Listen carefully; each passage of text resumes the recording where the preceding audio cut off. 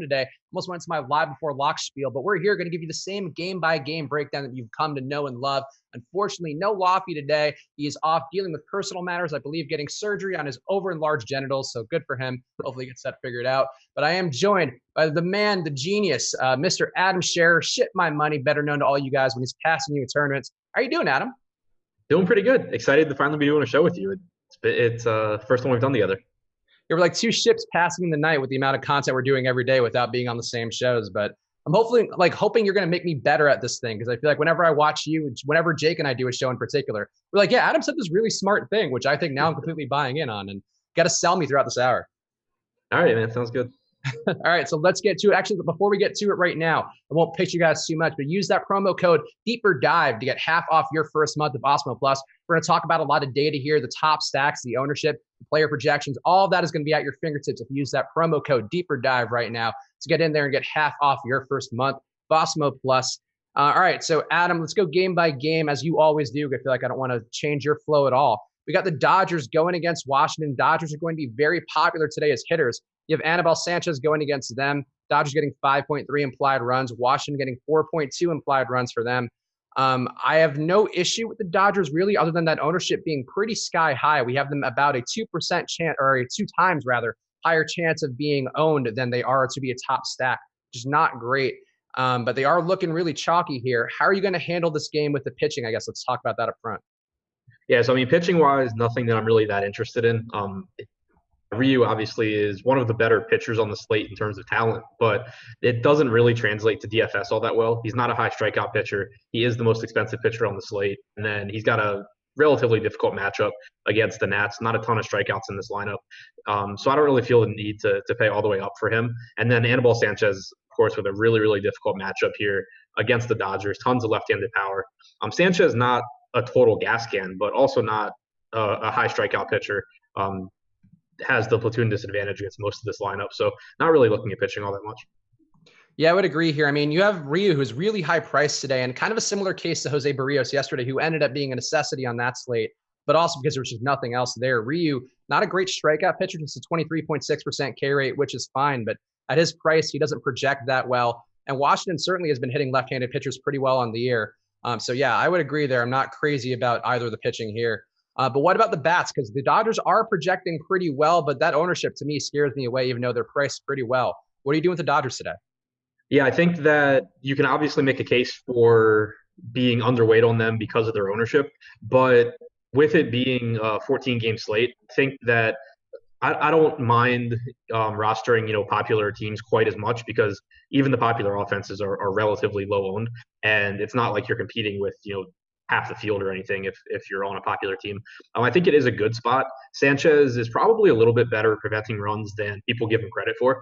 This year he's allowed a 234 ISO to lefties, but just a 167 expected ISO, so he's run pretty bad in terms of power. The Nats bullpen though is pretty bad behind them. So basically you're getting a mediocre starter in Sanchez, and then you're getting a ton of potential add-on runs if they can get him out of the game early. So the Dodgers obviously one of the top stacks on the slate.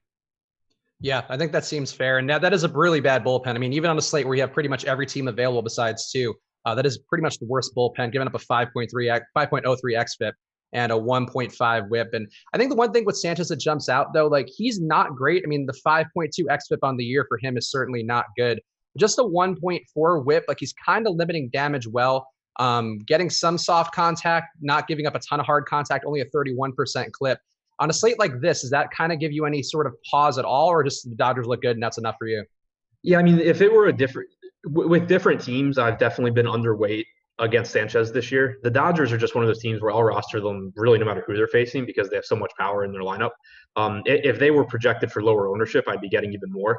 In my crunch that I did before the show on DraftKings, they were coming in as like a top 5 stack for me, but they weren't it's not like I was getting them like far and away above a lot of other teams. That's probably just because we do have them projected for high ownership. So it does concern me, but you're still talking about just so much left-handed power in this lineup. Yeah, that's fair. How about the Washington side? Because I assume with your approach towards leverage, you're not going to get a lot of them going against Ryu, who is projected for really no ownership at all right now on DraftKings or anywhere else, it seems. And it is a decent hitting Nationals team. I mean, the only guy under a 107 WRC plus in that lineup today is Adam Eaton at an 82, but everybody else here has been hitting lefties pretty well. Ryu does a great job limiting damage. Not a great strikeout pitcher, as we mentioned, but he does kind of keep things in pocket well. But Washington has been hitting lefties well. They have a bunch of good hitters. Are you going to have any of these guys at not much ownership? I have Washington stacks kind of sprinkled in just because of the talent, but I do think it's a really, really low probability spot. Ryu is really good. The Dodgers bullpen behind them is really good. It's just really unlikely to come through. But at the same time, you do have right-handed power in Rendon. Kendrick has power. Suzuki has power. Dozier's affordable. Victor Robles is also affordable and has a ton of power. So it is a deep lineup. It's a lineup that puts the ball in play. So, good stuff can happen, and they're going to be essentially unowned. So I don't mind getting into them a little bit as like a talent play, but there's nobody that stands out as a particularly good one-off for me. And they're certainly not a team that I want a large percentage of my night to be, based on. Yeah, just a 0.9 whip on the year for Ryu. So he's keeping everything pretty well contained, just a 3.1 xFIP as well. So Washington, a good team, but maybe not the spot where you want to go to them. I think that all checks out for me. Let's move on to the next game. We got Atlanta going against Philly. Atlanta getting 5 implied runs. Philly getting 4.5. Mike Soroka, one of those guys who, if you don't look at any sort of advanced stats, just jumps off the page. I saw him going on the bottom line on ESPN today, and it's like he's like 12-2 with like a 2-something ERA, which not numbers we value too much here because wins, ERA, those things are all kind of symptoms of what else we're looking at here. But Soroka is not going to be owned at all. Neither is Arrieta. Arrieta's been terrible versus lefties. I have no interest in the pitchers here, and I'm assuming you won't either, but tell me about it. No, I don't either. Arrieta is pitching with bone spurs in his elbow, so kind of a matter of time probably before things get really bad for him. But either way, he's been good against righties this year. He's really struggled with lefties, as you said. Left-handed hitters this season have a 211 ISO, 387 WOBA against Arrieta with just a 14.7% strikeout percentage. Normally, you get a right-handed heavy lineup for the Braves, but no Dansby Swanson and no Austin Riley in this lineup. So Ozzie Albies gets a lineup bump up to second. You have Johan Camargo and Ender Inciarte in the lineup over Swanson and Riley. So suddenly you only have 2 right-handed bats plus the pitcher, and the 2 right-handed bats are Ronald Acuna and Josh Donaldson, who are both really, really good hitters. So it's a left-handed heavy lineup that also has a lot of speed, and it's not the great running matchup that it used to be. Arrieta's gotten a little bit better, and JT Realmuto is one of the best throwing catchers in baseball, but it still wouldn't be surprising to see guys like Acuna and Albies, test this out and try and steal bags. Inciarte as well, who's really cheap. So suddenly it goes from like a really expensive right-handed heavy lineup to a really cheap, fast left-handed heavy lineup. And you lose a little bit of power not having Swanson and Riley, but it's still a really good hitter's park. It's still a really appealing top to bottom lineup. So I'm getting a pretty healthy amount of Atlanta. I think that Albies stands out, and so does Freeman in particular. Okay, interesting. Yeah, because that left-handed splits for Arrieta, as you mentioned, they're pretty brutal. A 1.6 whip, a 5.4 xFIP to him going against lefties, and actually been pretty okay versus righties at the 1.2 whip and a 3.9 xFIP. And the strikeout's really not there versus either side of the plate. But yeah, I think that those are some pretty good points. And you have some high-priced guys there. You mentioned Acuna, 5,300 on DK, Freeman, 5,200. But you also have some cheap plays there. I mean, if you want to go to Markakis, not a guy who has a ton of pop, but he is a lefty bat and has shown the ability this year to hit some home runs. So it was value to go there. I could see that. I think that's a good approach. What about Philly on the other side? Because Soroka not going to be really owned and also just doing a good job keeping everything in control. A 3.7 xFIP on the year, 1.1 whip, but not much strikeout upside with just a 20.6% K rate on the year. I'm not really getting to either side here. You mentioned, Soroka's strikeout numbers are really low. He's a really good control pitcher, really good command, and gets a ton of ground balls. 56% ground ball percentage is absolutely elite. It's a decent Philadelphia offense, and you do have some appealing pricing, but it's a 14-game slate. There's appealing pricing in other spots. I don't feel like I need to target against a guy who, has hitters just pound the ball into the ground constantly, but he's also more expensive than I want to pay for. Yeah, I think that's all pretty well-founded for me as well. Soroka's been good, but I mean, he's just always at a price where he's not that appealing. I feel like he's one of those guys where if he's in the 8K range, maybe you can talk yourself into it, but without much strikeout upside, it's kind of hard to get there on a slate of this size. Let's get on to the next game. Tampa Bay getting 5 implied runs, going into Toronto, who's getting 4.5 implied runs, getting Jacob Wagaspack going for Toronto on one side. On the other side, we have, is it Diego Castillo as the opener and then Yarbrough? Yeah, Castillo followed by Yarbrough. Yeah, so Castillo will be the opener. Yarbrough, the expected projected long reliever. We don't have an ownership on Yarbrough right now because we kind of have some issues sometimes switching between the openers and the projected long relievers, but I'm sure we'll have one, not now, during the live before lock show. So keep your eyes peeled there. And of course, use that Osmo Plus, that promo code Deeper Dive to get half off your first month if you want to see the second. We do have an ownership update on Yarbrough.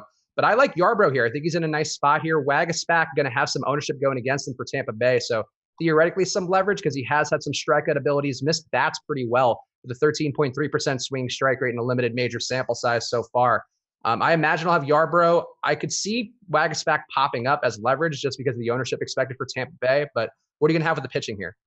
Yeah, probably not getting too much here. Wagaspack has been pretty decent in his limited sample in the majors, but his minor league numbers don't suggest that he's really anything special. And Tampa Bay is not a great matchup. Not a great strikeout matchup. It's a positive park shift for them going into the Rogers Center in Toronto. You have plenty of power in the lineup as well. Really G-Man Choi down through Avisale Garcia. That entire 1 through 6 has power. So it's a pretty scary spot. And Wagaspack's not at the bottom of the pricing anymore like he was when he first came up either. So I'm not getting there. I don't see myself really getting to Yarbrough either. Obviously, you don't want to really look there on FanDuel because he's incapable of getting the quality start since he isn't starting. And on DraftKings, he's 8K, so kind of priced out of consideration for me. I'm not really on the bats either. Tampa Bay has a 5.2 implied run total, which is fine, but I didn't really get to a whole lot of them in the crunch I did before the show. Maybe some one-offs with like G-Man Choi leading off or something like that. And then on the Toronto side, there's some right-handed power, but you look at guys like Guerrero. His first at bat's going to be against Diego Castillo, so that's kind of a throwaway at bat. And then after that, he gets the righty-lefty matchup. But Yarbrough is still a pretty decent pitcher, and I think there's just so many other spots to go to that I'm not really targeting Toronto. Yeah, I didn't even realize Yarbrough was 8K because I actually accidentally had Diego Castillo's price still in there, and he's, I think, 5K today. Yeah. Yarbrough at 8K is a much less appealing option. So, yeah, I'll strike that one from the record then.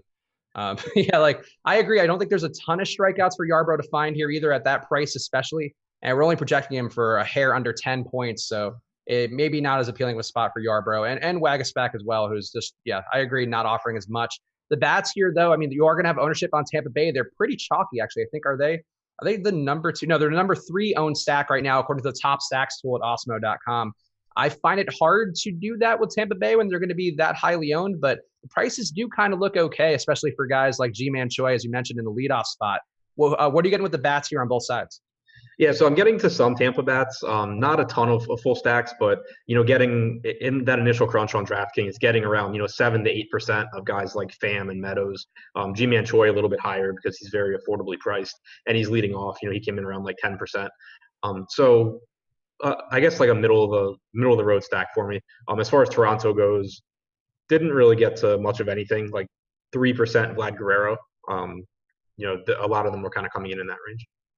Yeah, I mean, Gurriel is the one guy who jumps out to me with that 151 WRC plus when he does get to Yarbrough, because he's been killing lefties pretty much all this year and going back to last year as well. And not a terrible price, not much ownership. So I think if Yarbrough were to give up some production, he'd be the one guy I would think would be the most likely to capitalize there. But I agree, like Toronto, not a team I'm dying to get to.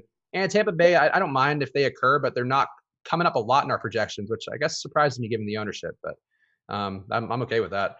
Let's get on to the next one. We got the Yankees heading into Boston again. Yesterday was a debacle for the Yankees. Tanaka got smashed. But today, the Yankees have a higher implied run total with 5.9 implied runs going against Andrew Cashner. On the other side, Boston getting 5.6 implied runs going against James Paxton, who's pretty reasonably priced for a guy with a strikeout rate. But he's had some struggles on the year, giving up a 1.5 whip, 270 batting average. A little bit unlucky with a 360 BABIP. And the fly ball rate's been not great as well for him. So a lot of bad signifiers for Paxton, but maybe it could be a bounce back spot here with Boston getting owned after that big day yesterday. What do you think of the pitchers here? I assume maybe not much Cashner, but a little bit of Paxton. Yeah, I'm not interested in Cashner. I didn't get as much Paxton as I expected to. When I did the show with Josh today, I thought that I would get to more because he is very reasonably priced. I think he really stands out on Yahoo at $3. But even at 8,800 on DraftKings, you're talking about the highest strikeout percentage on the slate, excluding Wojciechowski and Urquidy because they haven't made that many starts. But Paxton, a near 30% strikeout percentage. He's certainly had his share of issues this year, but he's priced down for this matchup against Boston. So I certainly can see the argument for getting there. But that being said, I really just didn't. I think it has a lot to do with the way pricing sets up on the slate. You have, Zach Greinke at the top, you have Lance Lynn up there, but you have all these 5K to 6K pitchers that you can use either with each other or as an SP2. And so it kind of has left me out of the mid range more than I kind of thought would happen. And it's not like it's a matchup against Boston that I would be really excited to get. So I'm going to end up probably underweight on Paxton. Okay, yeah, that's fair. I mean, he's only projected for 3% ownership. So to me, that's generally a spot where, like, I don't mind going to 10 or so. Because even though the Red Sox have been pretty good versus left-hand pitching, this lineup they have today has a 197 ISO. And I think that's not great. But Paxton, as you mentioned, the strikeout upside's been there. He's at a 29% K rate on the year. And I think that offers some theoretical potential, at least the Red Sox as well, if you are going to try to go to Paxton at any sort of volume. They are a much better team versus right-hand pitching than they are left-hand pitching, even though the K rate hasn't been there on the year. I think there's some potential for Paxton here. And, 10% to me, I'll take that, I think. What about the bats? The Yankees here, we really like the Yankees according to the top stack tool today. Yankees have an 11% chance of being the top stack, but only 4% projected ownership. Pretty high prices for them. So they're a team who I think maybe people aren't occurring. They're not occurring a lot naturally with the projections we have at Osmo.com for me. But I want to get there because we really do like them quite a bit relative to ownership. What about the Yankee bats going against Cashner? I love the Yankees here, and one of the reasons is what you just said. They're obviously likely, one of the most likely teams to be the highest scoring on the slate, but they're really expensive. And, as much as I like them, if I just run my projections and run through Cruncher, I still don't get to a lot of Yankees. I have to kind of manually get them in there. And that's normally a pretty good indicator that they're not going to be a particularly popular team. But they match up really well against Andrew Cashner, who has somehow done a really good job of limiting lefties this year. But against righties, he's allowed a 238 ISO. He's allowed a 354 WOBA. His expected numbers are even worse with a 385 expected WOBA, a 256 expected ISO. So that's, pretty scary when you're going up against a lineup that has Aaron Judge, Encarnacion, Voit, Torres, DJ LeMahieu's just a good overall hitter. Didi's a lefty, but he, still is a good hitter. And they're in Fenway Park, which, plays up right-handed power in particular. So it's a really, really tough matchup for Cashner. And there is enough cheap pitching on this slate that you can make the Yankees work. You have Jose Urquidy, who obviously would be one of the most popular pitchers, but you have several other pitchers down in that price range that you could pair him with if you wanted the Yankees with another good stack or something like that. So it's not really hard to get to them if you are trying to get there. So they're one of my favorite stacks on the slate. And then on the other side, I'm getting to Boston too, because while I do have a ton of respect for Paxton, it's a slate where even though there's not a ton of great pitching, there's also not a ton of offensive spots that I'm really in love with. And Boston just gives you a lot of talent. So, getting to a reasonably priced JD Martinez, Mookie Betts, Vasquez hitting fifth, but you also get some savings with Sam Travis. It's not my favorite spot, but I do think it's a really high upside spot. And they are one of the teams that in the stack tool on Awesemo.com, we have projected for a better chance of being the top scoring stack than their ownership percentage. Yeah, and JD, as you mentioned, a 176 WRC plus versus left-hand pitching going back to last season, a 310 ISO, maybe a little bit down this year, but still really strong numbers over a longer sample size. And I think as a one-off or as part of a mini stack, a full stack here is not going to be owned at all. So definitely some logic going against Paxton, given that he has struggled with that 1.5 whip on the year and just maybe been unlucky, but also giving up some good power. So I would agree with all that stuff that you said. Let's go on to the Pittsburgh game here against the Mets. Pittsburgh getting 3.8 implied runs going against Zach Wheeler. The Mets getting 5.2 implied runs going against Dario Agrazal, who sounds like a Game of Thrones character, but is in fact a major league pitcher. Agrazal has been terrible on the year in terms of getting strikeouts, a 10.4% K rate, 6.2 xFIP. Really nothing of note here, though. For somehow he has really kept production down. He seems due to negatively regress, I would think, with a 1.2 whip allowed, a 2.6% home run rate. So not a lot of hitting has really gone off against him, but it seems due to. And Wheeler on the other side, subject to many trade rumors right now going against Pittsburgh. Pittsburgh, a quality hitting team who just got not a ton of power, but they just get hits over and over again. But Wheeler's been mostly good on the year, 3.9 xFIP, 25.6% K rate. It's hard to imagine him finding a ton of strikeouts in this Pirates lineup because they just don't strike out a lot. 19% K rate versus right-hand pitching on the year. I'm not going to have either of these pitchers, I don't think, but are you, Adam? No, I don't think so. Word earlier in the day was that Wheeler's likely to be on a 75 to 80 pitch limit. And it makes sense because if you think about what the Mets are trying to do, they're basically just trying to show teams that Wheeler is healthy. He's making his first start back from the injured list with a shoulder injury. All they want to do is get him out there, show his velocity, let teams see that he's healthy, and then get him off the field and hopefully trade him before the deadline. So there's no reason for them to be running him out there for 100 plus pitches here. So the reports make a lot of sense to me. And then on top of that, like you said, it's just a really questionable matchup against a Pirates team that not only has one of the lowest strikeout percentages against right-handed pitching, but has also been an above-average offense with a 109 WRC plus against righties. So just a really, really tough spot. And one of the most appealing things about Wheeler is normally his ability to pitch deep into the game. So you don't even really have that working here. And then on the other side for Agrizal, not a high strikeout pitcher since coming up to the majors, wasn't a high strikeout pitcher at AAA this year either, with a 19.8% strikeout percentage, 4.45 xFIP at AAA, 6.15 in his first 5 starts with the Pirates. So as you said, due for some regression here.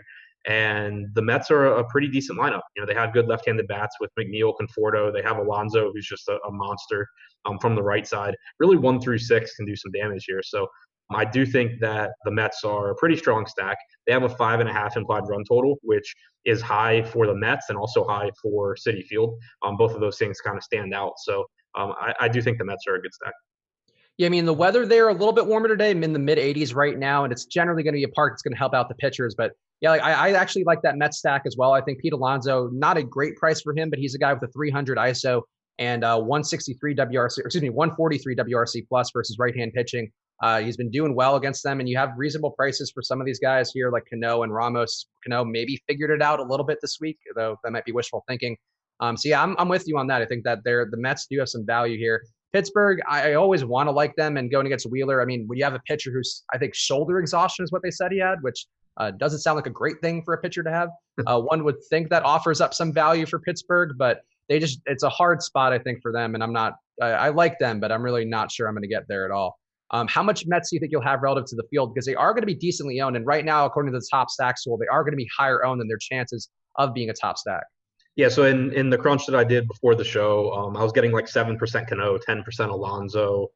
Conforto came in at like McNeil's at like 5%. Smith's at 2%. Conforto is at like 9%. So kind of like my 5th, 6th highest owned stack, most likely. Okay. Yeah, that's a pretty fair approach to them. And again, not a great hitting park, but the weather there should maybe balance it out a little bit. And Agrizal just, giving up a decent amount of hard contact, but really just not missing bats is a thing, which you're going to hope the Mets can cling to here. Let's keep it moving. I actually have no idea if we're making good time or not. What do you think? We are flying. Okay. So we can luxuriate a little bit on the back half? Yeah. Okay. We'll mix in more banter as we go. And if you guys, since we're flying right now, hey, let's get that promo code plug in right now. Go use that promo code at awesemo.com/join. The promo code Deeper Dive. Get half off your first month. Look at all the data that we're looking at.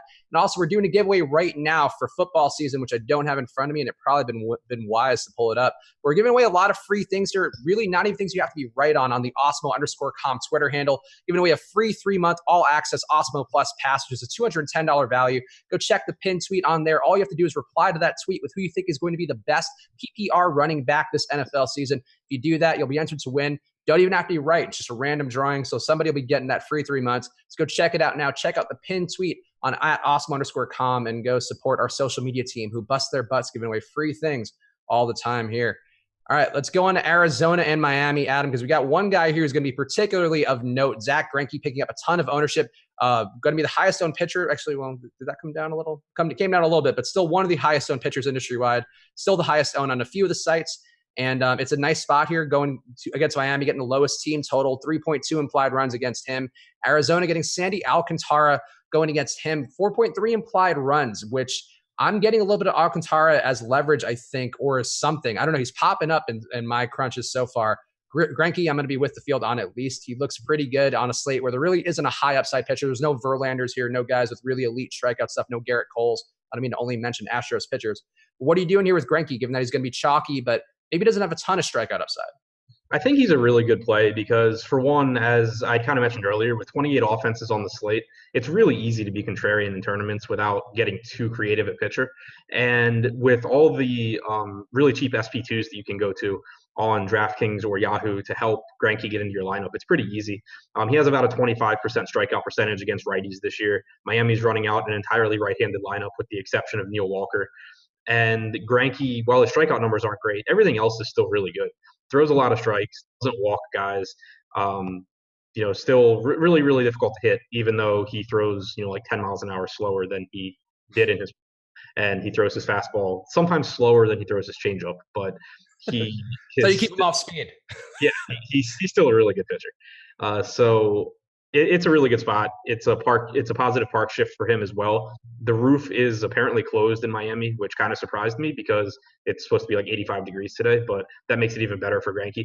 Right now, it looks like I'm getting around the field on DraftKings. We haven't projected for 28% ownership. I got about 30% in my initial crunch. I wouldn't be upset if I got more, but I think it's just probably a function of prioritizing the Yankees and the Red Sox and the Dodgers and the Angels and teams like that, that keeps his ownership somewhat in check for me. And Greinke, I mean, I think we're going to be in agreement here. He's got to be the best cash game pitcher by far in terms of both safety and ownership, right? Yeah, I think that basically going into cash games, there's only three pitchers that you're really looking at on this slate. It's Greinke at the top, it's Joey Lucchesi in the middle, and then it's Urquidy at the bottom. And I think Urquidy is just like automatically in your lineup, talking about DraftKings and Yahoo.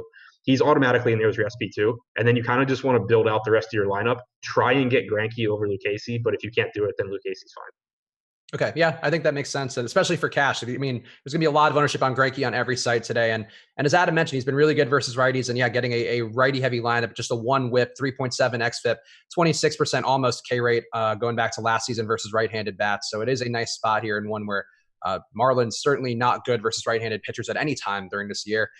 Any Alcantara at all on the other side? Because he does project for over a 2x value with our projections at Osmo.com. So he's occurring for me a little bit, and I could see having some there just to differentiate for some of the Urquidy, cheap pitching exposure. Any Alcantara at all you're expecting to have tonight? Yeah, I was actually getting a lot of him earlier, but our ownership projection on him came up with the most recent update. So now it looks like I'll be coming in right around the field. We have him at 12%. I got about 11% on DraftKings. It's not a really high strikeout matchup. He's not a high strikeout pitcher, only about a 16.5% strikeout percentage this year, double-digit walk percentage, xFIP over 5. He's not a great pitcher right now. He has good stuff, and it wouldn't be surprising at all to see him, turn into a pretty good pitcher down the road. But Arizona's not the scariest offense either. It's a negative park shift for them. They have about a 91 WRC plus against right-handed pitching this year. Low strikeout percentage for them. So it's more of a price play for Alcantara as opposed to Urquidy, who we'll talk about, where I think he has legitimate raw point upside. So when we had Alcantara projected for really low ownership relative to guys like Daniel Norris and Yusei Kikuchi, I was kind of flipping the ownership and just getting like way more Alcantara than those guys. But now that they're projected much closer, I'm kind of just spread out between the three. Yeah, I think that seems like a reasonable approach here. And as you mentioned, Alcantara is not getting strikeouts, a 16.4% K rate on the year to go along with an also not great 5.4 XFIP. So not somebody you're dying to get to in terms of ownership, and really not in terms of just upside either. But maybe somebody you can get to. And I think just getting with the field there seems like a reasonable approach because of that price point. Let's go on to the next game. Got Minnesota going into the White Sox here. White Sox getting 4.3 implied runs going against Michael Pineda. Should be a decent strikeout opportunity for him, though, even though he's just been about under league average with a 22.1% K rate against everybody this year. And Minnesota getting 5.7 implied runs for them. The bell of the ball yesterday, Nelson Cruz on their side, going against Dylan Cease, who's been worse versus lefties in a limited major league sample size, but offers up some potential in terms of hard contact to right-handed bats, 46% hard contact, just 11% soft contact so far. So theoretically, these guys should be putting up bigger numbers than they have so far versus Cease. Pineda's coming up a lot for me with the crunches I've done so far with our projections, which is not something I get very often. I think the strikeout spot here versus the White Sox maybe bumping them up a little bit here. And Cease, I'm not getting any of, even though I could see why you might want to go against Minnesota. They are a hot team who had a guy who broke the slate fully yesterday. I don't really see I'm going to have any Cease. I imagine I'll have some Pineda here. What are you going to have in this game, Adam, at pitching? I'm actually underweight on Pineda right now, and it really scares me because I agree that it's a really good spot. The White Sox have one of the lowest walk percentages, one of the highest strikeout percentages against right-handed pitching. They have one of the lowest ISOs. They're missing Eloy Jimenez, who is one of the only power bats in this lineup. You have Ryan Goins batting fifth. That is a guy who was not in the major leagues as of 2 weeks ago. He's not really a major league hitter, but he's not any worse than like any of the guys hitting behind him either. So it's just a really, really weak White Sox lineup. I think that the reason that I'm not getting to a ton of Pineda is just that I still have him projected similarly to so many pitchers, and we have him projected for 15% ownership, which isn't really high, but it's the highest in his price range. Like the only pitchers higher than him are Zach Greinke, who I obviously prefer, Joey Lucchesi, who's cheaper, and then three guys below 6K on DraftKings. So I'm not getting to a lot of Pineda, and it's kind of just, hoping he doesn't break the slate and that I can give myself an edge by getting to some of the other mid-range guys.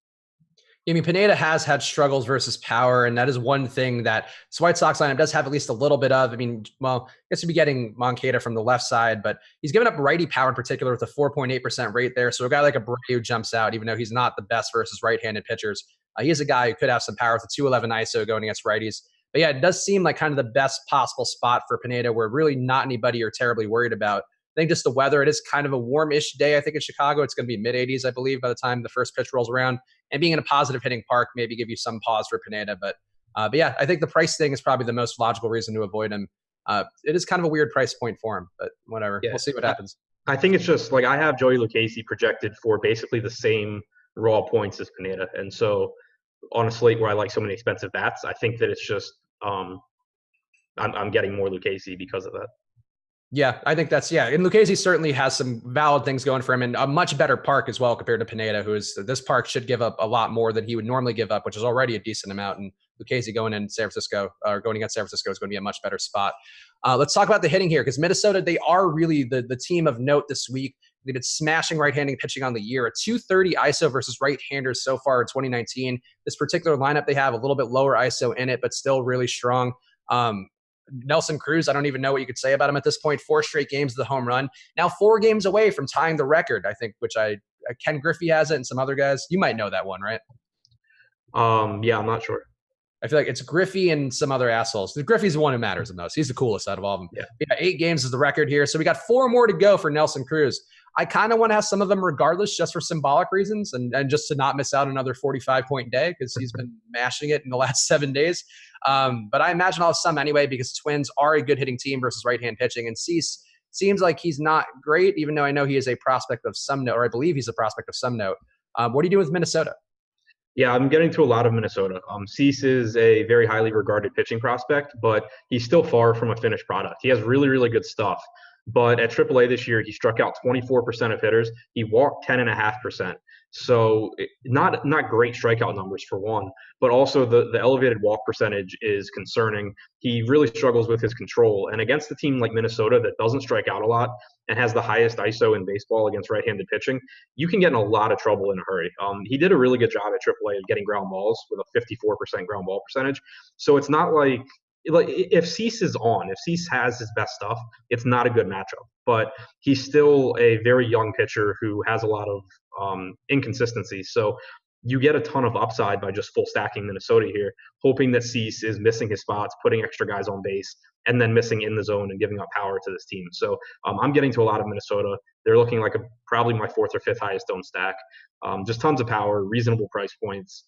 And on DraftKings and Yahoo in particular, the stack tool has them as a really under-owned team relative to their chance of being the top scoring stack. Yeah, that was one thing I was going to point out too. And of course, if you want to get that top stacks tool, use that promo code Deeper Dive right now to get half off your first month of Osmo Plus. But yeah, I mean, just a quality hitting team who has less ownership than you would expect and a better chance of being the top stack is sort of the methodology we would advocate for when you're looking for your top stacks on a slate, especially of this size. And this Minnesota one, at least right now, we'll get ownership updates as we go.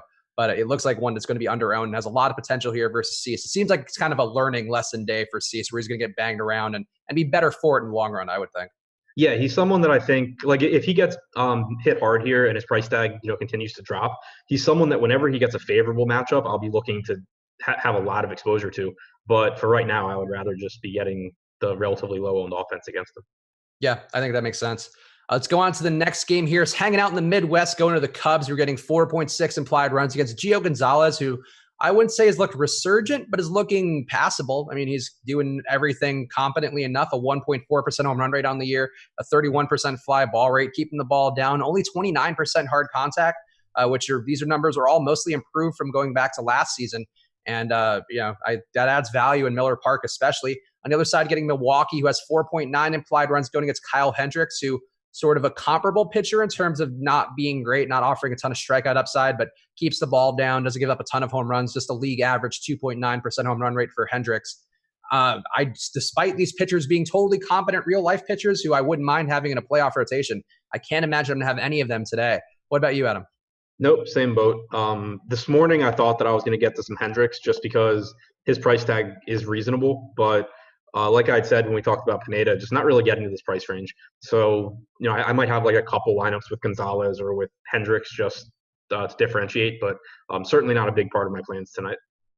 Yeah, I think there's really no reason to go there. And I guess, they are going to be not owned at all. Or I guess, Hendricks will have a little bit, 10% ownership on DK, Gio much less. So if you want to pivot maybe to some of the other guys, that's a thought. I guess that's more than anything. That is a thought. That is a thought that exists and is at your fingertips, but not the most appealing one. How about the hitters? Because again, I think we both respect these pitchers, find them mostly competent. I can't imagine I'll get to much of the hitters here, though. Milwaukee. Kind of interesting just in terms of them being at Milwaukee and not much ownership and having that power just every single game that they have. A lot of guys here make a ton of hard contact, really strong ISOs for everybody in the lineup except for Lorenzo Cain and Orlando Arcia. I could see going to Milwaukee, but I don't think I will. What about you with the hitters here? Yeah, I don't think I'll really get there either. If it were a smaller slate, I could see doing it, just trying to take advantage of that power, like you said. But there's enough low-owned power spots that I have ranked ahead of Milwaukee. If you look at Hendricks, he's allowed a 170 ISO to lefties this year, which isn't great, but it's not bad either. But he has a 25.4% strikeout percentage. He's just a really good pitcher at limiting production. And it's not like the Brewers are particularly cheap either. Christian Yelich comes in at just shy of $6,000 on DraftKings. Moustakas and Grandal are reasonably priced, but I wouldn't say that they're underpriced for the matchup. Keston Hiura is super expensive. Travis Shaw is the best value in the lineup, but who knows if he can hit yet. So it's just a really kind of unappealing game all the way around for me. Yeah, I think that's fair. And Shaw. What do you think is wrong with Shaw? Because he's really taken a jump off of a cliff, and I don't think he's that old. No, he's not at all. I'm pulling up his minor league numbers now to see if maybe he did anything good at AAA. I didn't even realize until 5 seconds ago that he was back in the lineup. But at AAA this year, he had 119 plate appearances, 21.8% strikeout percentage, 21.8% walk percentage, 308 ISO, 152 WRC plus. He hit much better at AAA than he did in the majors. Obviously you would expect that to some degree, but the strikeout percentage being much lower and kind of more in line with his career averages is actually really appealing to me. Yeah, I think that's fair. And he's the price I'm sure will match the fact that he's been garbage on the year with a 49 WRC plus and not much to show. 164 batting average. Yeah, he's been doing nothing in the majors, but maybe he fixed some things there along the way, and you can reap the benefits if you do go there today. Also, somebody in the chat points out the top stacks tool is free today. So we don't know these things. They just kind of do this every day. But it is a good day to check out the top stacks tool. It's one of our favorite tools to reference here, and a good way to kind of measure what the value is on a slate or the opportunity is on a slate relative to the field. So go check it out. I'll drop the link in the chat right now in the YouTube chat. But yeah, that's a great tool, and it's free, but still use that promo code Deeper Dive for half off your first month. It would be helpful to know when we have free things. I think that might be a good call. Let's go on to the next one here, Adam. We got Houston going into St. Louis. One guy here particularly of note, Jose Urquidy, who Urquidy, I think you say it the right way. Urquidy here going to be pretty highly owned, and he was a monster on Saturday. Emac and I had him on our slate, and we were like, we couldn't get away from him projection-wise. He projected out of the ass with our Awesemo projections. Still projects pretty well here, not quite as good, but going to be the best value on the slate. Has shown some really good strikeout ability with a 30.4% K rate and a limited major league sample size, but also shown a real weakness versus righties so far, which should be due to regress, one would think, because he has a 0.98 xFIP, but has given up a 1.7 whip, given up a lot of hits, and an unlucky 470 BABIP to right-handed batters so far. But Urquidy is a guy I imagine I'll be with the field on at least. And Flaherty on the other side, not going to be owned. Been a good strikeout guy in a year with a 27% K rate. Houston getting 4.2 implied runs against him, which is very low for Houston. But I don't imagine I'll have any Flaherty. What are you going to do with Urquidy? Are you going to ride with the chalk here? It seems like you are. Yeah, I'm getting a lot of pitching in this game, but particularly Urquidy. He's my highest owned pitcher right now. I don't see any reason why that would change. We have him projected as one of the highest owned pitchers at 28%, tied with Zach Greinke. But at $5K on DraftKings and at $25 on Yahoo, there's really just no reason for me to get away from him. There's there are several arms in that price range that you can go to, but three of them are low strikeout guys who are just cheap, good point per dollar plays. Hopefully they get you like 12 points and you can move on. Urquidy's a guy who actually can score a lot of points. And that's why even on FanDuel at 7,500, I think he's a good tournament pivot away from $7,100 Joey Lucchesi because the strikeout upside's there. You look at his AAA numbers this year, and he struck out 35% of hitters at AAA with only a 5.6% walk percentage. He's struck out 30% of hitters in the majors so far through his first three starts. He's walked shy of 2%. It seems like he's probably changed something in his pitch mix and something mechanically this year, because if you look at his numbers in single A last year, he had like a 20% strikeout percentage, and then he went into double A this year striking out 30%, and it's only gotten better since. So seems like a pretty good candidate for Houston have figured something out and fixed him. And you get this watered down St. Louis lineup. Still no Matt Carpenter, still no Marcelo Ozuna, and still no Yadier Molina in the lineup. So still just a weaker lineup. It's not the best pitching conditions. It gets pretty hot and humid in St. Louis this time of year, and the ball carries a bit. He's actually a slight underdog to Flaherty and the Cardinals. But the thing about his price point is if he has a disappointing game, the strikeout, as far as runs allowed, the strikeout stuff is still so good that it's pretty unlikely that he buries you at essentially a minimum price tag. And he has the strikeout stuff to put up one of the best raw scores on the slate, as he showed his last time out. So it's really risky not to roster him, and it's not really that risky to roster him, even though he is popular. Will you have any, I guess we could just segue over to the bats, but you have any St. Louis hedge stacks going against them? Because they have been hitting the ball well. It kind of seemed like they figured themselves out during that Pittsburgh series, and they seem like a team too who's just been due to be better than they have been, because they have guys who can hit, at least theoretically, like Goldschmidt. Martinez's power maybe not quite as good, but DeJong had a monster day the other day. Will you have St. Louis at all? Because Urquidy, I agree with you on all those takes. I think it's dumb to not have him give the strikeout upside he's shown. He was a 7x value on Saturday, which you don't see very often here unless it's Ivan Nova pitching, which we all know. That's when you go there. But are you going to have any St. Louis at all going against Urquidy? Right now, I don't. I think that if in our final ownership update, if he were to go from like 28% to like 45% or something like that, I would start to have some interest in the Cardinals. But if he's going to come in right around 30% owned, I don't really care to stack against him all that much, because for one, I think he's good, and the Cardinals, there's 28 teams, so the chances of the Cardinals being one of the highest scoring teams on the slate is obviously really low. But Urquidy's also cheap, so let's say he goes out there and he gives up 4 earned runs or something like that, or even 5 earned runs, and the Cardinals do okay but not great. It still doesn't even really ruin Urquidy. Like if he finishes with 5 earned runs and like 7 strikeouts and gets like 12 points, I didn't really gain anything by having the Cardinals. So as of right now, I'm not really expecting to get there. Okay, what about Houston on the other side? Because they are a good hitting team, and Flaherty, though he has been really good, it's still Houston without much ownership, and not a great park either. I guess a hotter park than it has been recently. Any Houston at all expected for you today? Not getting to much Houston. I am double the field right now on Jack Flaherty, though.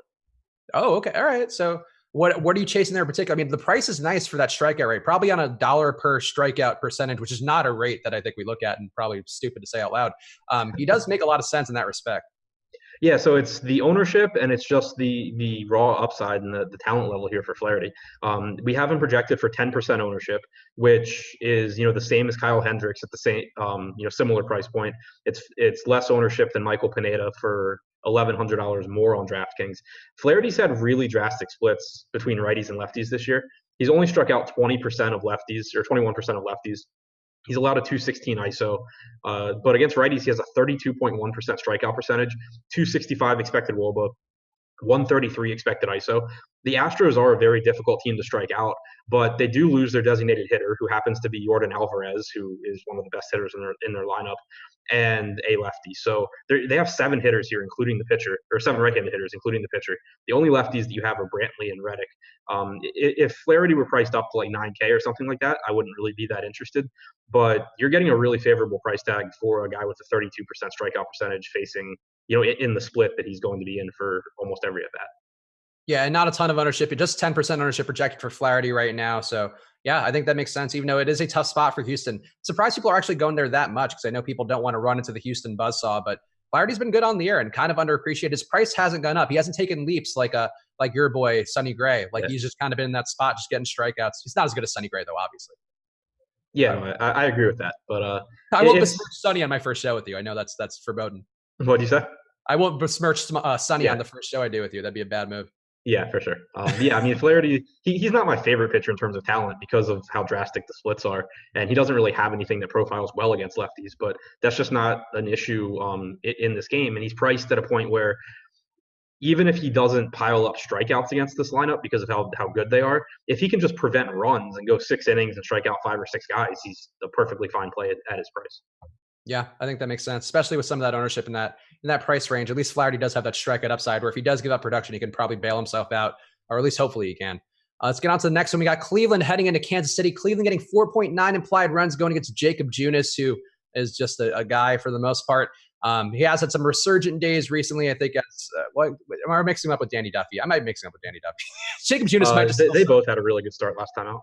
That might be it then. To me, they're like the same dude. I feel like statistically and just in how I view them in my mind, I'm just like, all right, I don't really want to play them, but I'll have to. If I have to, I have to. But on the other side, Zach Plesac going against Kansas City, who Zach Plesac, a guy Cleveland very high on in terms of they think he can be, I wouldn't say replacement for Trevor Bauer, but they think that he's a guy that can fill in if they were to trade him, or I've seen reports of them talking about that. Despite the fact he strikes out nobody, he's a completely different pitcher, has a 5.1 xFIP on the year, but he does limit damage, or at least has been successful doing that so far. Faced 214 batters in the major leagues this season. It's a 1.1 whip, only a 203 batting average that's been produced, a 200 BABIP. So he's been either getting lucky or good, depending upon your worldviews. How are you going to have any of these pitchers here? Junis resurgent, Plesac, a human body who throws a baseball. Any of these guys interesting?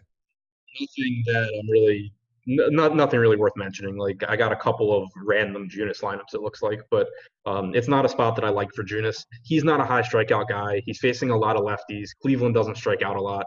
Against left-handed hitters this season, Junis has struck out 23%. He's allowed a 183 ISO, 343 WOBA, and just not a lot of strikeouts there. And then for Plesac, not a high strikeout guy, not a terrible matchup against Kansas City, especially because their lineup is watered down right now with no Adalberto Mondesi in there.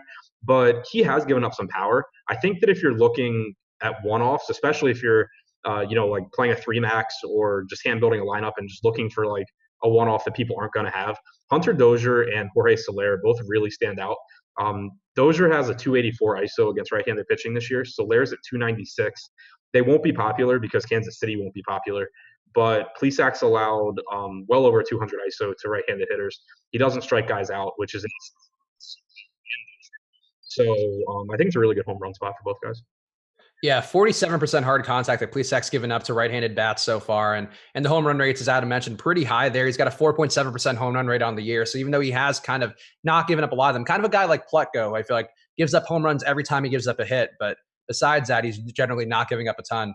So Plesac, very likely here that he gives up at least one home run to some of these guys here.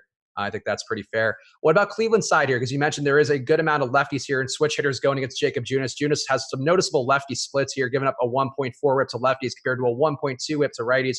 A worse well, I guess this not actually about the same xFIP, but not a good pitcher versus lefties. Are you going to have any Cleveland here? Because they do have some ownership on them, it looks like. Yeah, I'm getting to a lot of Cleveland, which is actually pretty unusual for me. Normally, they're a team that I don't really like to stack all that much, but their price tags are really appealing. And overall, they don't look like they're getting too much ownership. On DraftKings, actually on every site, DraftKings looks like the least appealing place to roster them. But they have a higher chance of being the top stack than their ownership represents on every site. And they're just really affordable. You get a really cheap second baseman in Jason Kipnis. You get a cheap first base or outfield bat with Jake Bauers that has power. Francisco Lindor is underpriced, as is Carlos Santana. And then you can pretty much automatically be contrarian if you just include like Oscar Mercado at 4,900 as part of your stack, or if you go down to like a Tyler Naquin batting 9 or something like that. So you get some really good point per dollar plays, and then also some ways to be contrarian at the same time and keep yourself from having the same lineup as everyone else. So I'm getting to a pretty good amount of Cleveland right now. Yeah, Cleveland have been a team where I feel like they're kind of figuring it out as they go, and the lineup's slowly getting better here. Kipnis too, I think just being against a righty is going to help him out. I had so much Kipnis the other day versus a lefty, and he just kind of popped up a lot with the projections, and that made me upset. But versus a righty here with a 3,300 price tag, a little bit more appealing there. And yeah, I think Cleveland, a team who generally underappreciated, and the ownership right now it looks like is right in line with their chances to be a top stack, a little bit behind it.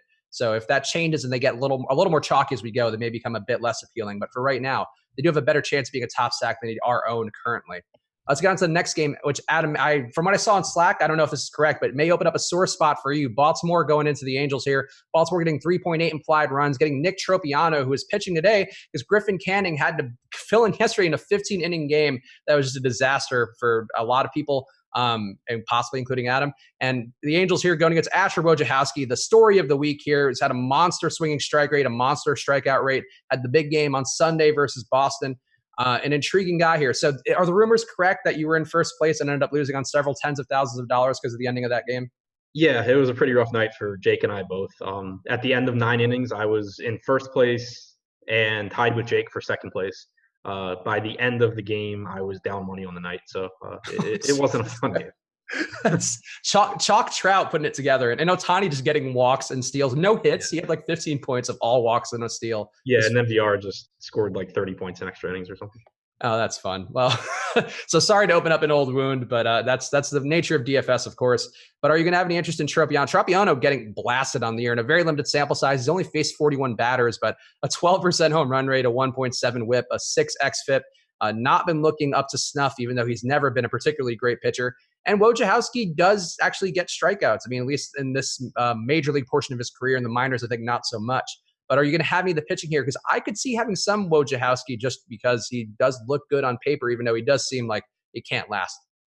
Yeah, I mean, I'm interested in Wojciechowski going forward. I'm just not interested in him here. The Angels are just such a tough matchup in terms of strikeouts, and they're such a good lineup. Obviously, you can say the same thing about the Boston team that Wojciechowski just absolutely destroyed over the weekend. But I dug into him a little bit during the show this morning with Josh, and he does have an extra couple of inches of depth on his slider compared to what he used to throw when he was up in the majors a couple of years ago. The plate discipline numbers have been absolutely insane in his 4 starts with Baltimore. So if this were a better matchup, a $7,100 price tag wouldn't scare me away if this were a favorable matchup. He's definitely someone that I'm looking to start rostering, hopefully before the field does. I would like him to have a mediocre outing tonight and then just get a better spot, and I can go there next time.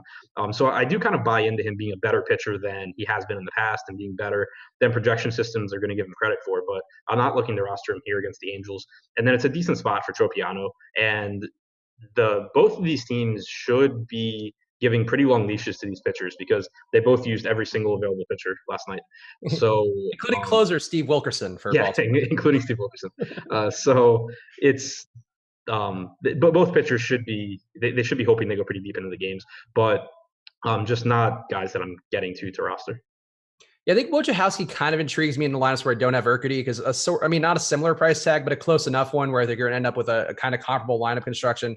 And the strikeouts, versus righties. So he's faced 47 lefties, 47 righties so far in the majors this year, which not a big enough sample size to make any big hubbub out of, but really noticeable splits with a 1.6 xFIP and a 0.6 WHIP to righties compared to a 1.6 WHIP and a 7 xFIP to lefties.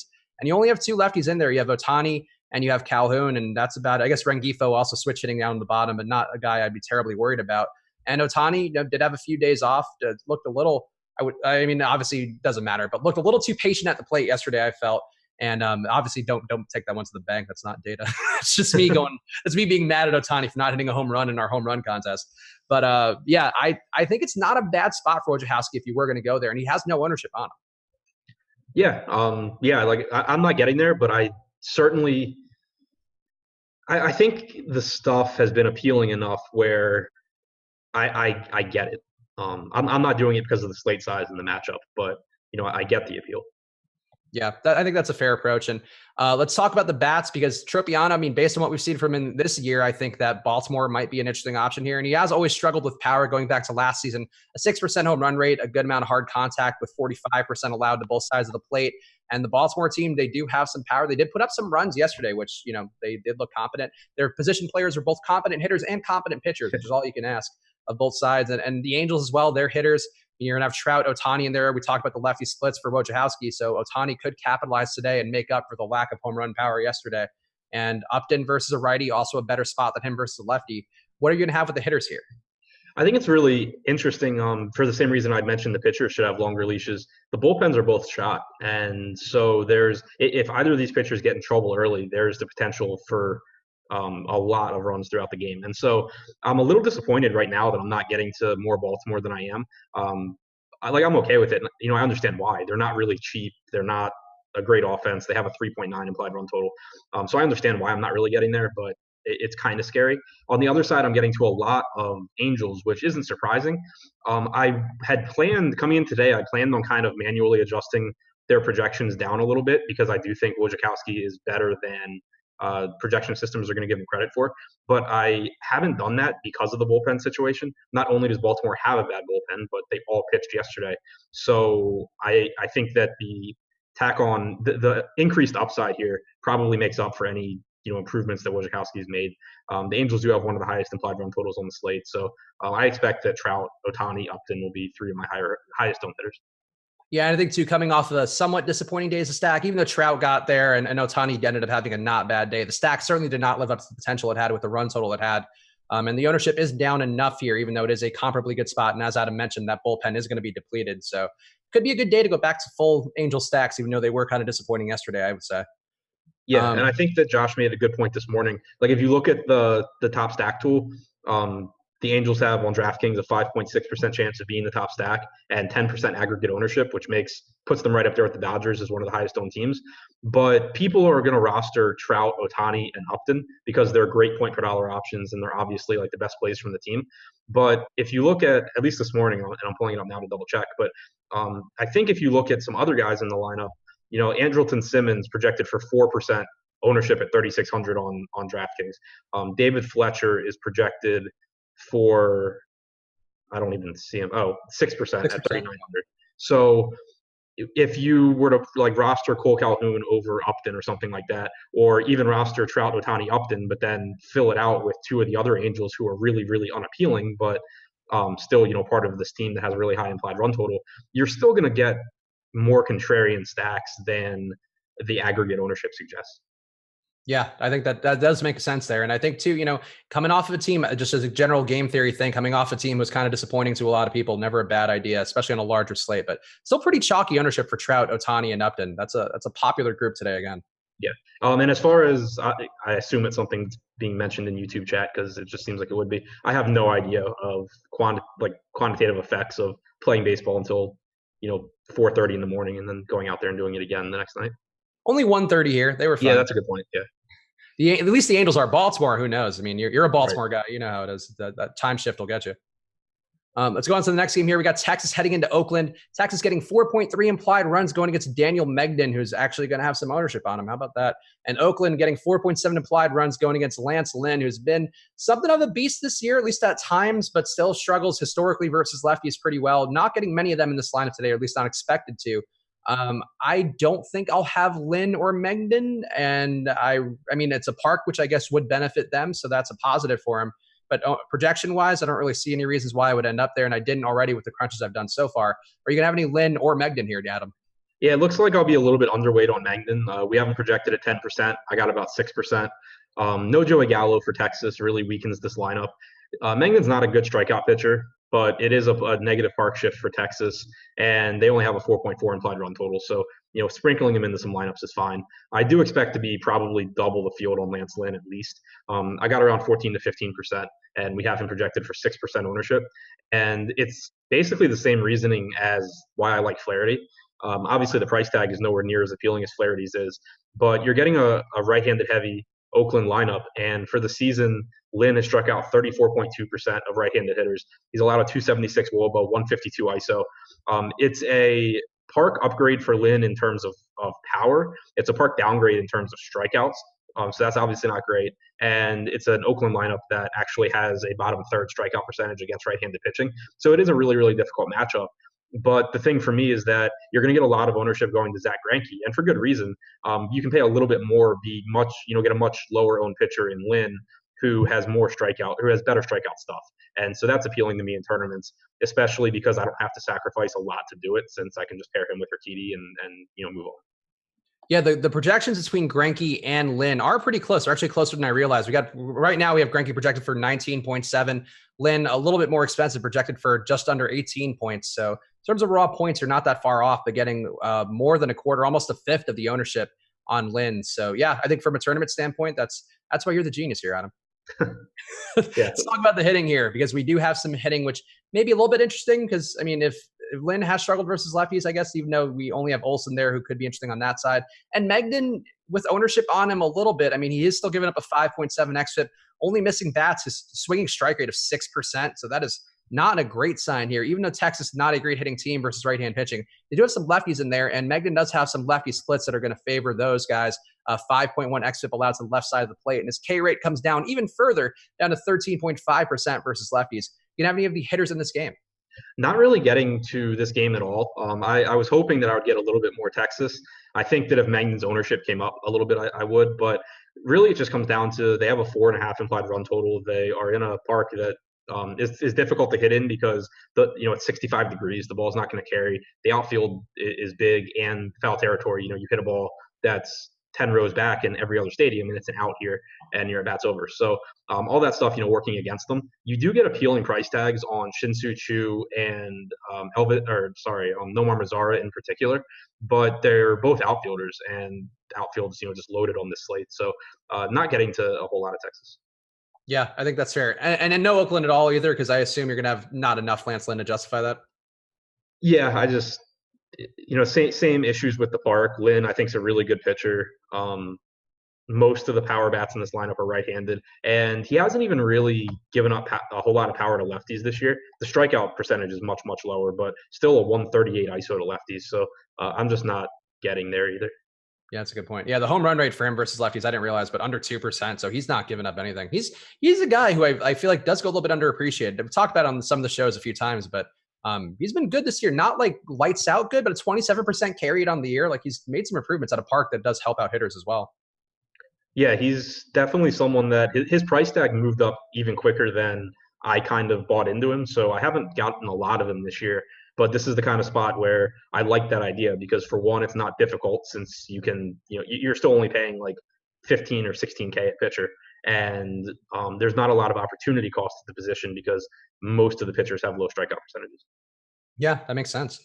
Let's get on here. Now we kind of leveled out time-wise. So we got 2 games left. So hit that like button before we go and use that promo code Deeper Dive to get half off your first month of Osmo Plus while we hit the finish line here. You can play along. You do the home version of the Deeper Dive by using all the data. That's all at your fingertips right now on the site. So go to osmo.com/join and use that promo code Deeper Dive.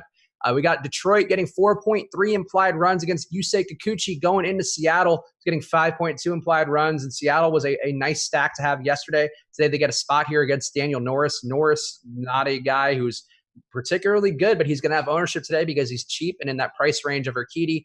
Going to be just under 20% owned according to our projections right now at Osmo.com. Giving up a 1.5 whip, a not terrible 4.6 xFIP, but really offering nothing of value with an 18.8% K rate so far this season. And Kikuchi going to also have some ownership on him and been arguably worse than Norris with the 5.2 xFIP, a 1.5 whip allowed overall, and a 16.6% K rate. These guys are going to be owned, and I really don't want much of them, but I could see with the price point having some. Is that where you're shaking out, where you're probably going to have a little bit of both Kikuchi and Norris? Yeah, I actually didn't really get to any Kikuchi, which kind of scares me because he's cheap, but also doesn't scare me that much because he's terrible. I'm getting to some Norris. I expect I'll be underweight on him. We had him projected right now at, I think, 18% ownership, and I got like 8. So it's a price play, but he's the kind of guy where certainly he can go out there and have a good start. But he's more of the guy where it's just like, okay, 5,200 is really cheap. He probably won't kill me, and he'll probably get 12 to 14 points or something like that. Whereas Urquidy's the guy where it's like he has the potential to be one of the highest scorers on the slate a pretty decent amount of the time. So that's why I prefer Urquidy to Norris. But I'll get to some Norris still, just probably less than the field. Yeah, I think that's fair. I mean, there's just an upside there in terms of strikeouts. We're talking about pretty much double the K rate compared to Kikuchi for Urquidy, almost double the K rate for Norris compared to Urquidy. So yeah, those are pretty big differences there. And we have seen an upside from Urquidy in literally 2 starts he's had that Norris and Kikuchi have not hit once all year. Maybe Kikuchi did once. Yeah. And on to the last game here. San Francisco heading into San Diego. San Francisco getting 3.6 implied runs for them going against Joey Lucchesi, who's going to be popular everywhere today, has been on some of our ownership projections throughout today, has actually been the most popular pitcher for points, but I think he's come down for the most part a little bit. On the other side, getting Jeff Samardzija going against San Diego, who gets 4.4 implied runs for them. Going to be a pitching-friendly park here, just as it would have been for either side of this matchup. Samardzija, I really don't get. He has random good days, and San Diego does have a lot of strikeouts in their lineup, so I could see wanting to go there, but not at his current price tag on DraftKings. He does project well, though. And Lucchesi, I will certainly have some of because he projects better at a more reasonable price tag versus a worse team. So I like Lucchesi. I imagine I'll be at least at the field's 20% expected ownership for him. What are you getting in this game, Adam? Yeah, getting a lot of Lucchesi just because of the price tag. He's affordable on every site. He's a really good point per dollar option. Not the most strikeout upside here, but again, the opportunity cost of the position just isn't really that high on the slate because, Paxton is in a really tough matchup. Lynn's in a tough matchup. Flaherty's in a tough matchup. Wheeler's limited. And now we're getting into guys that have very similar strikeout percentages to Lucchesi that are, more expensive or in tough spots. The Giants don't strike out a ton, but they also just aren't a good offensive team. Against left-handed pitching this year, their active roster has an 83 WRC plus, so that's one of the lowest in baseball. They have a 22.9% strikeout percentage that is about average, 155 ISO, and Lucchesi is just a pretty decent pitcher. 22.6% strikeout percentage for the season, 4.25 xFIP. Nothing great, nothing terrible. Doesn't go super deep in the games. Likely to be pulled between 90 and 100 pitches. If he were more expensive, I wouldn't really be interested. But I think the price point's really favorable. One of the lowest implied run totals on the slate for the Giants at 3.7. I'm just getting to a lot of Lucchesi here. And no Samardzija, I presume, on the other side? Like 6%. Okay, that's so you're with the field on him. That's fair. Yeah, has he made any improvements? Because he does seem like he has, at least on paper. I mean, up a 5.3 xFIP going back to the beginning of last season, down to a 4.9, strikeout rate up a little bit. Is there anything you've noticed with Samardzija that makes you feel a little more comfortable rostering him with that price on the swing up? Not really. I still don't think he's that good. Like he's struck out 20% of righties this year. He's done a better job of limiting power, which I'm sure is in part because he pitches in San Francisco. But his splits between San Francisco and away from San Francisco aren't too big. He has allowed 1.75 home runs per nine on the road compared to 1.12 at home. But strikeout percentage is similar. xFIP isn't too far apart.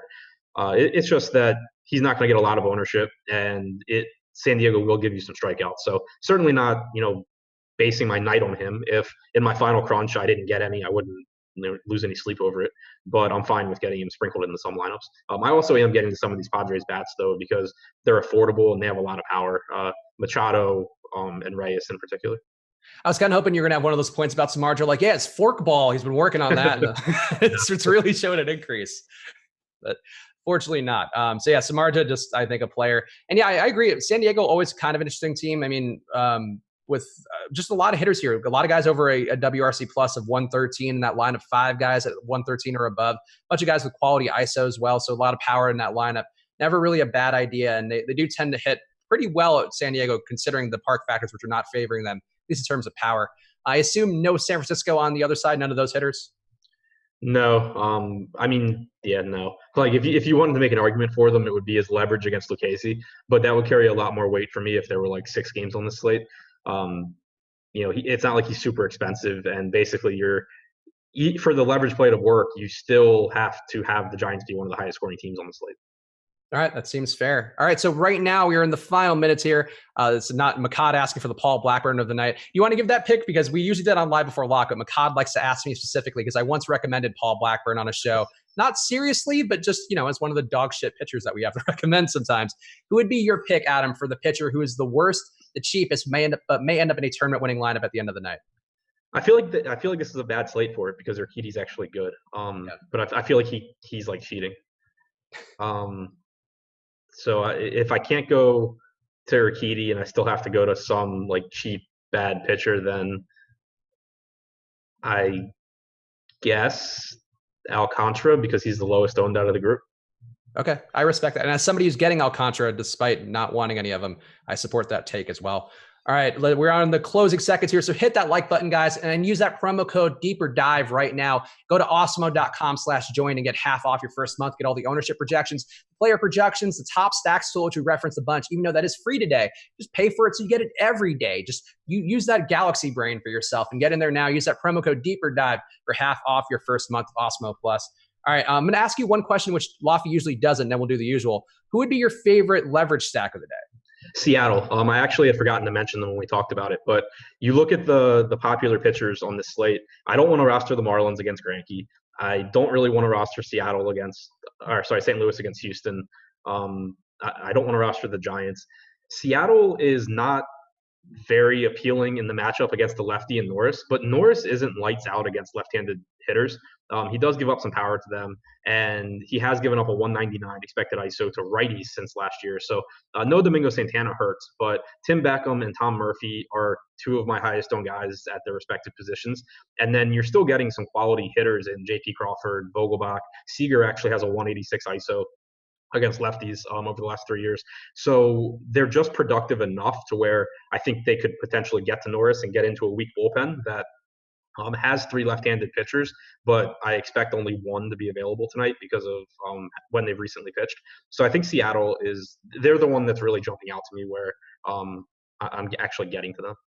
Would you imagine you'll have Crawford and Vogelbach as part of that, even though they have some pretty bad lefty-lefty splits? Yeah, as part of the full stacks. Like I think that as one-offs or mini stacks, I'm obviously prioritizing Beckham and Tom Murphy and some Seager.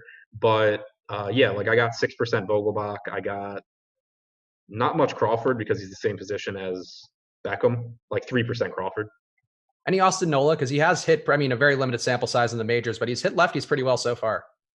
I might have none. Okay. Yeah. I mean, he just jumps out. I mean, only 17 at bats versus a lefty, but a 4.38 ISO in a limited sample size. And 1 out of 150 right now. All right. That's more than enough. Who needs Austin Nola? But yeah, I mean, I have like right now I have 15% Beckham, 15% Murphy, 10% Seager. So those are the guys that I'm getting the most. All right, so we are going to do the top stacks, the top pitchers right now, but keep it peeled. Keep your eyes peeled on this channel. It's going to be the same show today for both Live Before Lock and the Deeper Dive, so stay tuned here. Josh and handsome Chris Randone coming up next. I should probably call them both handsome. I feel like that's a nice one. Chris Randone and the ugly guy. old dog face Josh. Handsome Chris Randone coming up next. I'm sitting right here, right?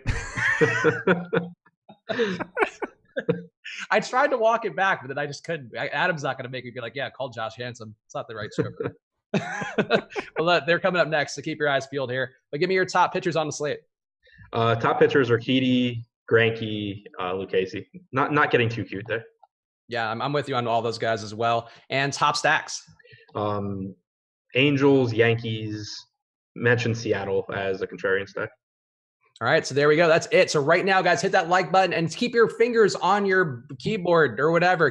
Don't move your remote for your computer that you use to change the channel, because the Live Before Lock show coming up next with moderately attractive Josh Engelman and handsome Chris Randone. So stay tuned here. We'll see you guys again soon. Thank you guys for watching. Have a great weekend, and keep it peeled here.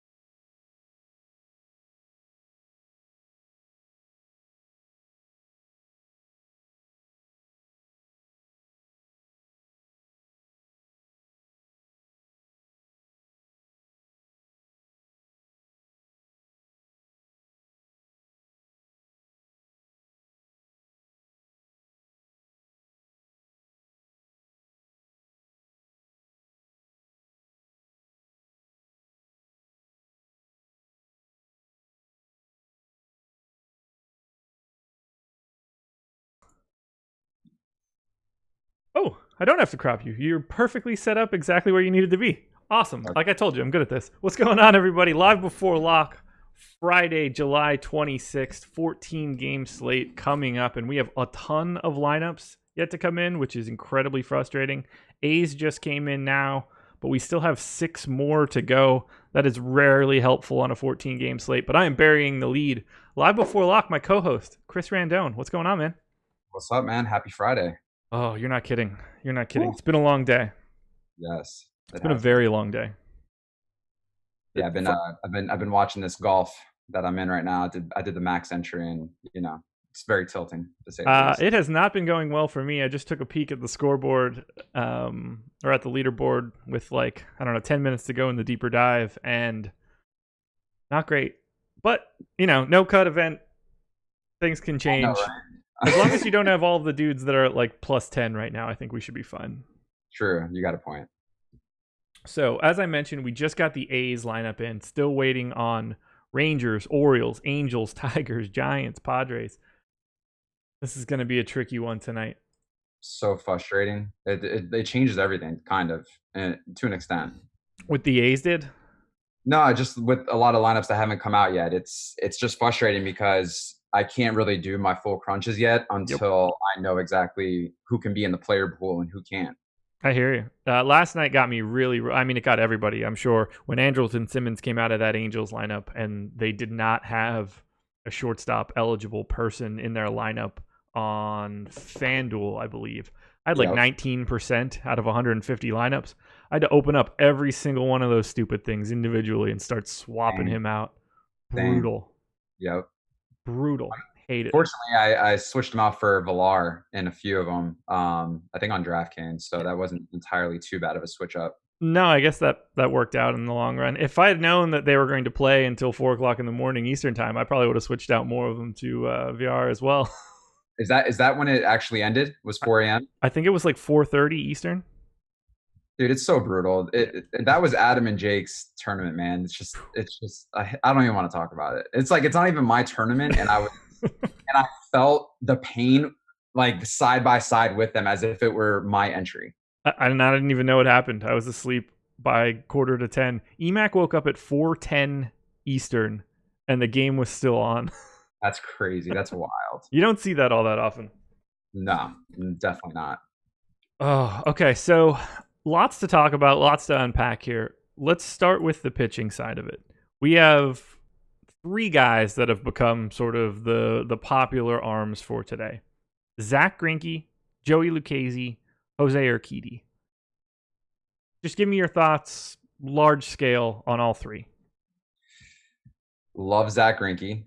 Okay. I think it's fair to say that he's kind of in a beautiful matchup, against one of the worst hitting teams in baseball. They do strike out a lot, and it's a pitching upgrade for him. So because of the ballpark, right. I don't see how you can't go with him. I mean, he's not the elite of pitchers that throw a lot of strikeouts, but I think this is a lineup that really can't get around to him as maybe compared to some other lineups in the league. So that's why I like him. Jose Urquidy, man, I think this is one of those nights where, I don't know, St. Louis bats have been on point, especially the last few days, and I just can't see him going into St. Louis and maybe not getting knocked around. Goldschmidt, Dijon, Juan, they're all hitting the ball pretty good, pretty decent the last week and a half. So I don't know how I feel about him. I know the price point's there, but what about you? Is that something that you're going to still buy into that? Yeah, I think I'm going to have a really uncomfortable amount of him when all is said and done. He's just, anytime I can get to somebody that I think has the strikeout upside that he has at a price at $5K, I'm not really worried about what my exposure ends up at, because I can recover from that just because of how many additional permutations that opens up. We saw that a couple days ago. I can't remember. It was probably Monday. No, actually, I guess it would have been Monday night's contest into Tuesday. The guy that won $100,000 did it with Adrian Sampson in his lineup, and he put up 1 point whatever. But because you are opening up so much additional salary, you can kind of save yourself. So as long as he doesn't just get full on blasted, I think I can be okay. Which, it's baseball. Anything can happen. I agree. I kind of also like Kikuchi though. Okay. In that price range. So, I mean, it's just, I think Yakui's going to have a little bit more ownership as of what I've seen right now with the projections, the latest ones that came out. But Kikuchi, I mean, Detroit is so bad. It's just, how can you not take a pitcher against them, especially in that ballpark? So Kikuchi is the guy I like second most in that group of 5K guys. He's been someone that I have like dramatically over-owned all season. And now on a day where I would expect to do the same thing, Urquidy is there and he's going to soak up all of that ownership that I would have had. So I fully expect Kikuchi to have his best game of the season just because I won't be there as much as I would have if Urquidy was just some generic 5K guy. Yeah.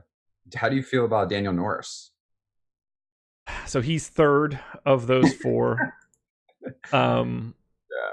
I'll have him for sure. Like I'm going to have all of those guys in some form. Kikuchi, Alcantara, Norris, Urquidy. I assume that I get like 100% total exposure to those four guys with the other 100% on DraftKings spread across Lucchesi, Greinke, Lance Lynn, Pineda, Paxton. Like Norris is the guy where I'm not really happy about it. I agree with you, but also at least Norris does get strikeouts and does get points. Yeah. So, I mean, essentially, I mean, he consistently has been getting like 9, 10, 11 points. I mean, at 5,200, I guess that's something you have to be okay with because he's definitely hitting value. And if you get him paired up with like a Greinke, I mean, you're in a beautiful position if both of them are hitting their numbers or projections per se. And the Mariners are just not very good. Yeah. Some of the guys, like, I have them projected for an 86 weighted runs created plus for this, like, each hitter weighted by their plate appearances. They're atrocious. There's barely a major league hitter in there. Basically, Vogelbach, Kyle Seager, and no one else, in my opinion. Mm-hmm. It's bad. So, I mean, it sets up really well for Norris. One of these four guys, now I think that Urquidy is the most likely to do it, but one of these four guys is going to have, I would expect to have some sort of breakaway performance. And I think one of them will probably get blasted. I hope that whoever gets blasted is the guy that I have the least, but which I think is going to be my man Sandy. Okay. But honestly, I'm not really confident in anything at the bottom other than Urquidy having good strikeout stuff. Not necessarily that I expect him to go crazy today. That's fair. I can agree with that. So we talked a little bit about liking Greinke. I'm on the exact same page as you there. We talked about these guys at the bottom. Let's just hit that guy in the middle. What are you doing with Joey Lucchesi, who just seems to be on an island for himself today? 20% expected ownership in our last update. I just think he's too good for where he's priced. How do you feel about him today? Yeah, I agree. I think he's priced kind of fairly well, actually, especially at home. Giants, not that great against left-handers, especially on the road ballpark. It's a little bit of a downgrade from Giants ballpark, but it's still a pretty pitcher's ballpark. So, and Lucchesi can get strikes. So, I mean, for him at 7,700, I feel like he's priced fairly. I actually thought he might have been in like the 85, 86 range, but I like this. I mean, he was in the 9,000s the last few games. So there's a dramatic drop there. And I think this is a time where you buy low. Okay. Intriguing. Is there anybody that you're looking at that the field doesn't appear to be looking at, or vice versa? Someone that the field's looking at that you are just like, no, thank you? Yeah, kind of like Zach Wheeler. Okay. I think, he's the second highest projected point pitcher on for DraftKings via the Osmo projections. But another guy that I think is interesting, and I think the only thing that I'm wondering is how long will he pitch for, is Nick Tropiano. Ooh, okay. Talk to me about Tropiano. Yeah, I mean, looking at the matchup against Baltimore, I feel this is the place where for 7,400, he's one of those mid-price pitchers that, I mean, he has the potential to hit value, definitely. One thing that just scares me is the longevity. I mean, how long will he, pitch for? Because, I mean, he's usually just done relief appearances. And, I mean, he's only pitched twice this season. So there's really no telling how many pitches he'll actually get. But, I mean, he does have strikeout stuff. I mean, he showed it in the past before. No one's really going to be on him. But then again, I mean, it is Baltimore. They have a high strikeout rate against righties. And, I mean, obviously, that's an area that you always want to attack when a team strikes out a lot and pitchers can get strikeouts. Yeah, targeting pitchers against Baltimore is rarely a mistake. So I can understand where you're coming from on that one. I'm a little nervous he won't go deep enough into the game, but I think that makes for an interesting GPP flyer. Yeah. And then I also like Jeff Samardzija. Okay. Talk to me about Samardzija. Having a little bit of a sneaky decent year this year. Yeah, he is. I mean, he definitely shows out in some games, and then some other games, I mean, he definitely gets hit around. But, he gets strikeouts against teams that actually strike out. And so what I mean by that is not your elite strikeout pitcher, but against teams that do struggle against hitting the ball and striking out a lot, I mean, he seems to actually fare well this season against those teams. So he's not really projected to be highly owned tonight. San Diego is one of the top strikeout teams in baseball. So once again, I mean, it's like one of those things where you always want to target teams that strike out a lot, because at the end of the day, even if you give up a few runs, strikeouts are what matter, especially if you're going to go 5 or 6 innings. And Samardzija pitches deep. So he's going to pitch at least 6-7 innings, because they give him that pitch count. So I like the play. Okay. I'm anticipating probably being around that around the field. They're at the 6% number right now. I see myself coming in around like 5 to 10. How much ownership I get to on Kyle Hendricks will probably tell the story.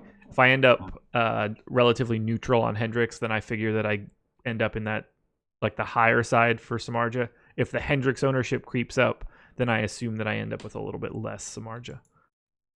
That's fair enough. And at this point in time, I have no idea how this is going to shake out. I haven't run a single crunch since like 11 o'clock this morning, so it's just going to be a grab bag at 6:40. I can't wait. The best way to prepare is to do everything that you need to do in the final 25 minutes. It feels like a college final. Hey, it's not that bad. It's not how you start, it's how you finish, right? Let's hope. Let's hope. That's how you got to look at it. Any Ryu for you or any Lance Lynn? These are the two most expensive pitchers on DraftKings today. 1% expected ownership for Ryu, just 6 for Lynn. Ryu's way too highly priced on the road against Washington, who can hit lefties. And why pay 11-2 when you could pivot down to Lucchesi, who's projected around the same projections, and save almost 4,000? Yeah. So it's really, at that point, it comes down to cost and point per dollar.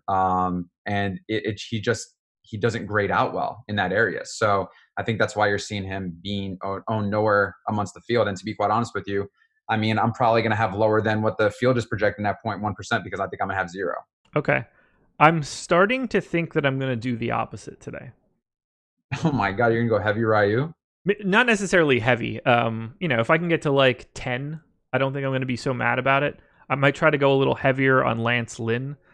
I feel like if we're going to concentrate so much ownership at the bottom, the way that it's looking right now, if I just adjust my hitter projections a little bit, I think that I can pull in a couple more expensive arms to be different, but not really sacrifice anything from the hitting side because of Urquidy being 5K. Even if I get the Lance Lynn in my Urquidy lineups, that's still only 15.8 on salary. Like, that's not all that bad, and should still leave me enough to get to some primary stacks of some of the more expensive teams. The Yankees, the Twins, Angels, Braves. I think that I can still get there and do both, but best laid plans, I guess.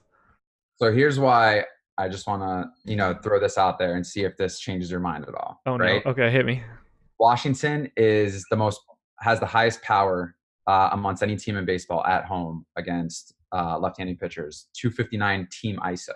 Okay. Sure. They also have a 388 team WOBA, and they strike out the third lowest in the entire league against left-handed pitcher at 18%.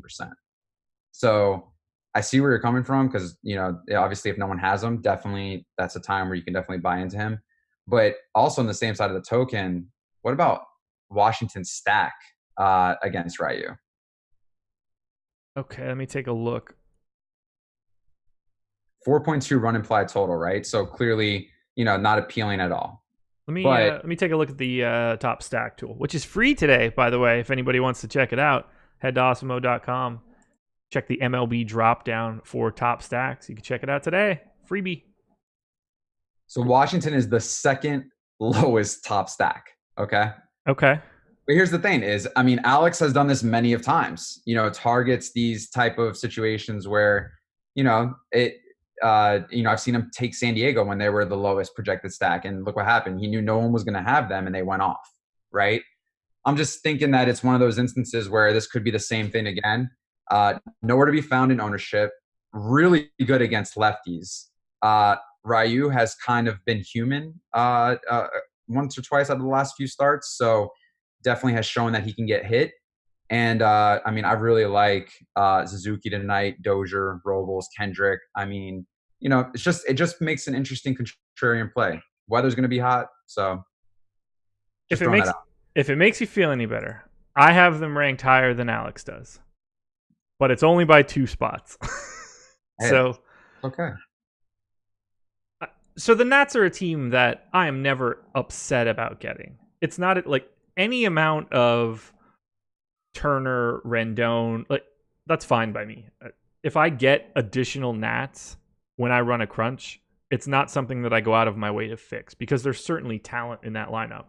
And Ryu is not putting me off of that just in general. Let me pull up the lineup quickly. So if I ended up on a stack of Trey Turner, Anthony Rendon, Howie Kendrick, Brian Dozier, I'd be like, okay, that's pretty good. I like the upside of that lineup. No problem with it. There's just too many teams today for me to end up on a lot of Nats. I'd be more likely to get there if Ryu was actually getting ownership.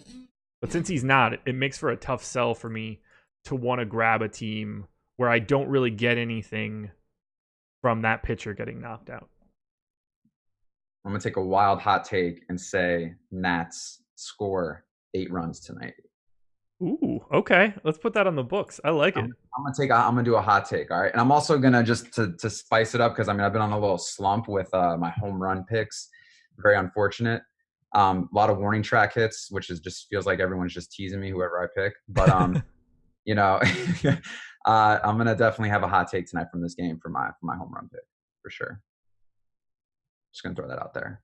I'm really excited to hear this now. 10 minutes until Dong picks. I know. That's what I live for.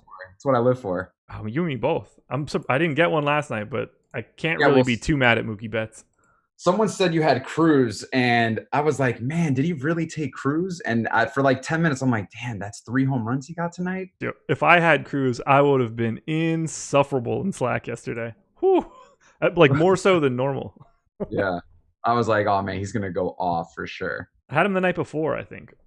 Yeah. He's hit a home run, 4 or 5 straight games now? I think it's 4 straight, but, you should get extra credit for hitting 3 yesterday. Yeah. Yeah, I had 3 straight, and I had 5 of my past 8. But Betts was couple hits, a walk, some runs, some RBIs. He had a great fantasy day.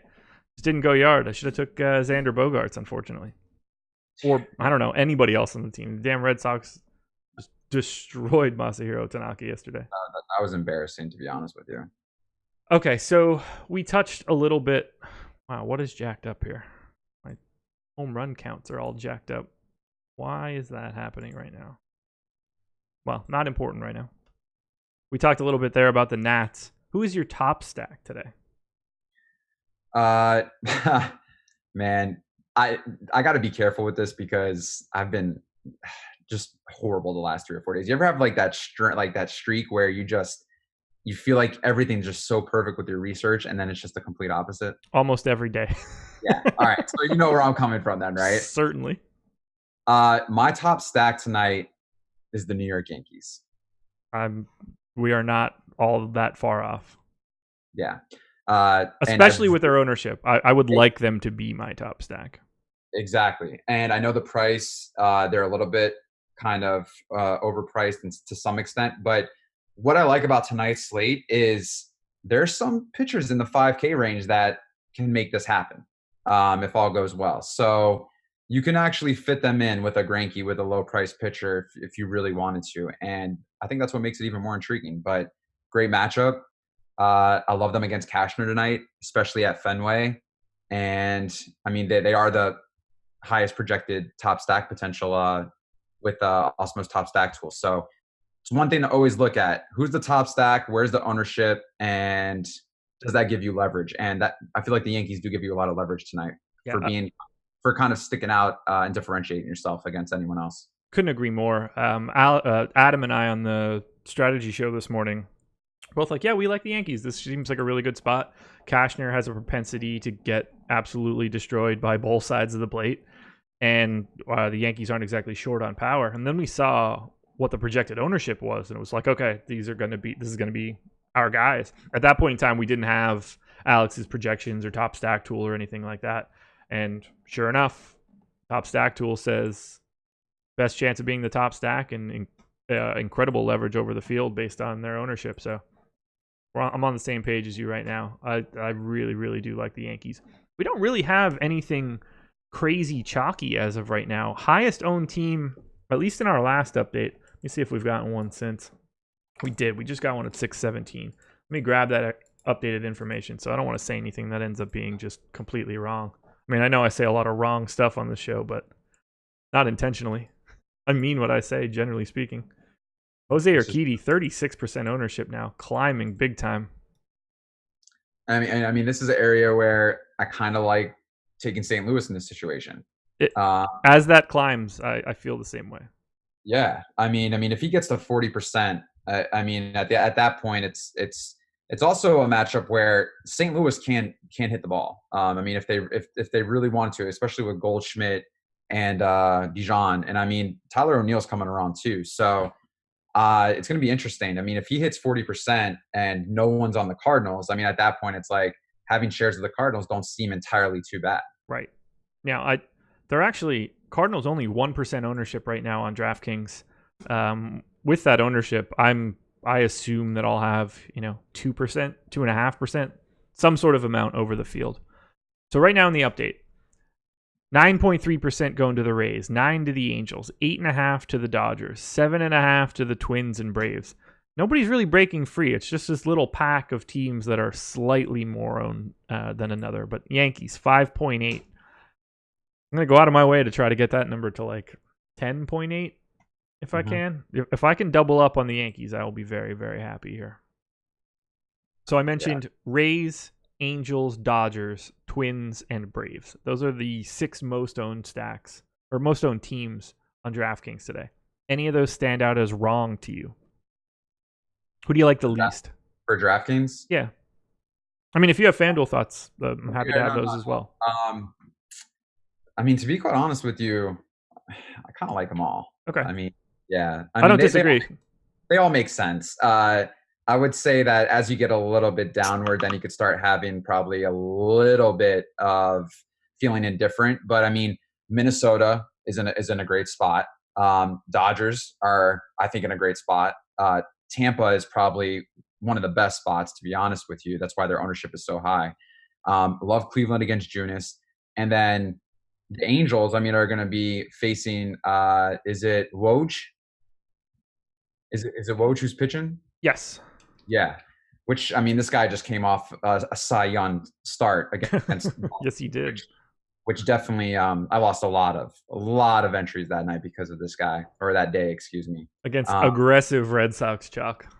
So aggressive. And the thing is that I missed out on the Red Sox chalk the night before because I had them as well. And I was like, there's no way they're not going to take advantage somehow, some way of blowing up in Fenway.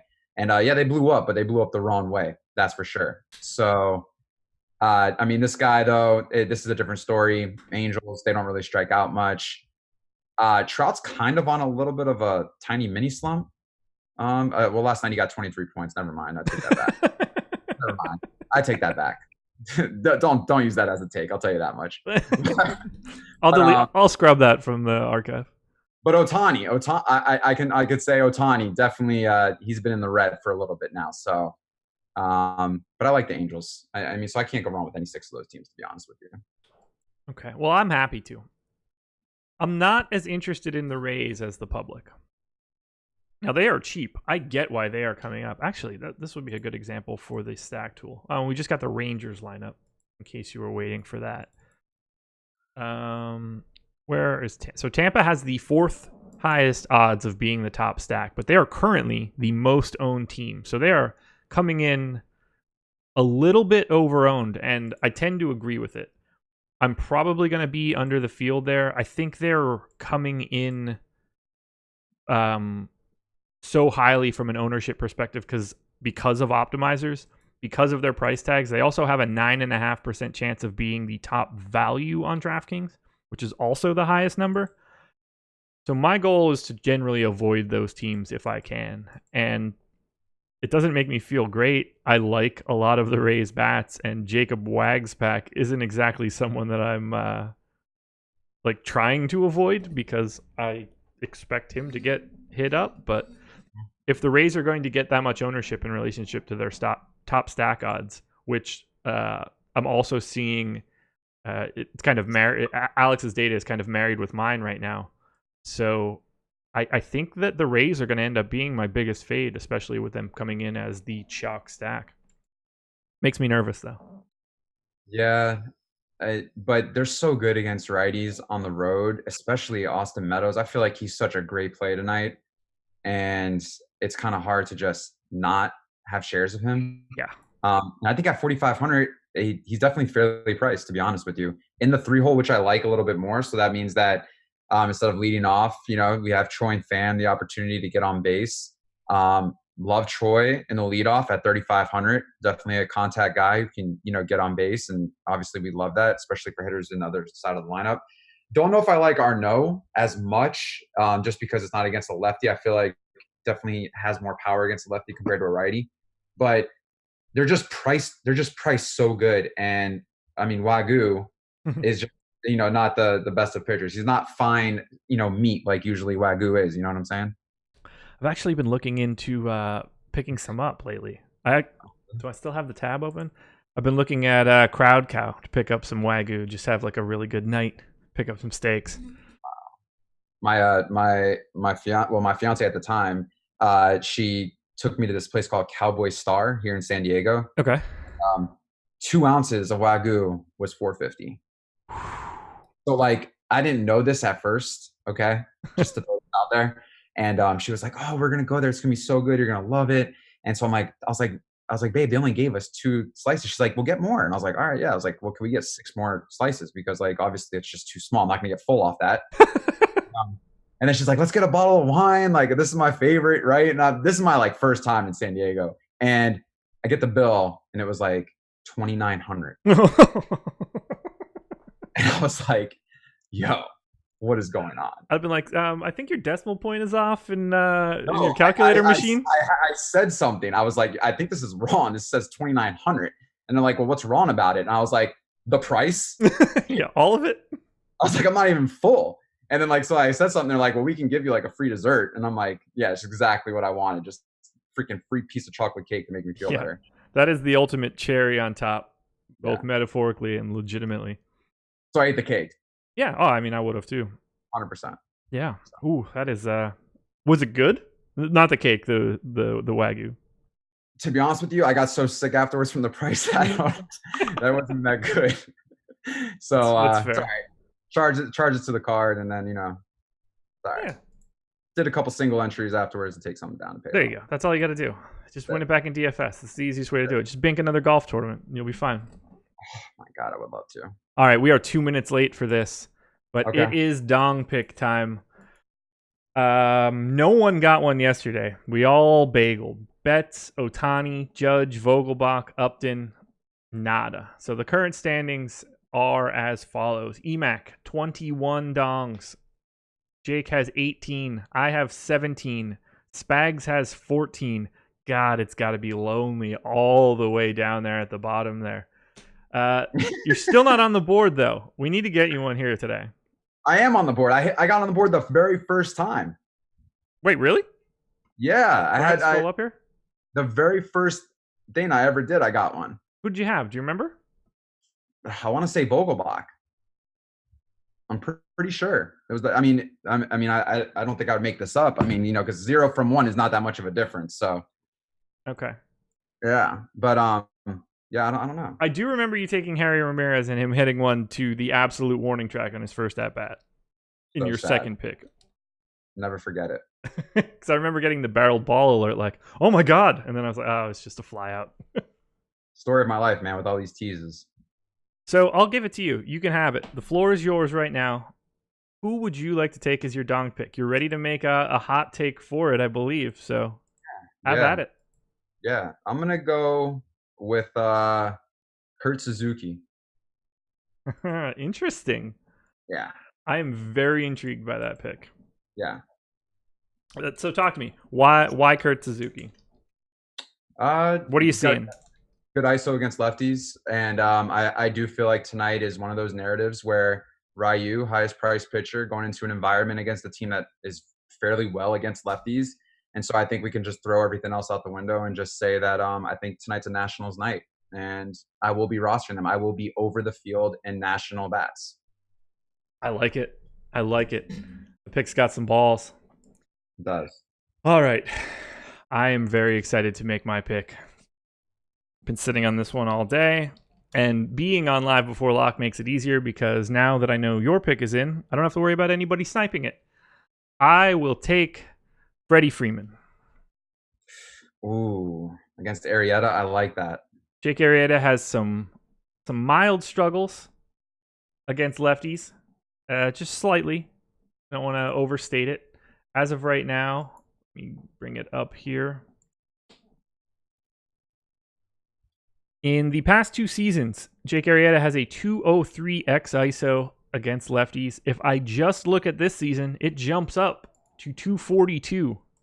Freddie Freeman tends to have just a slight amount of power.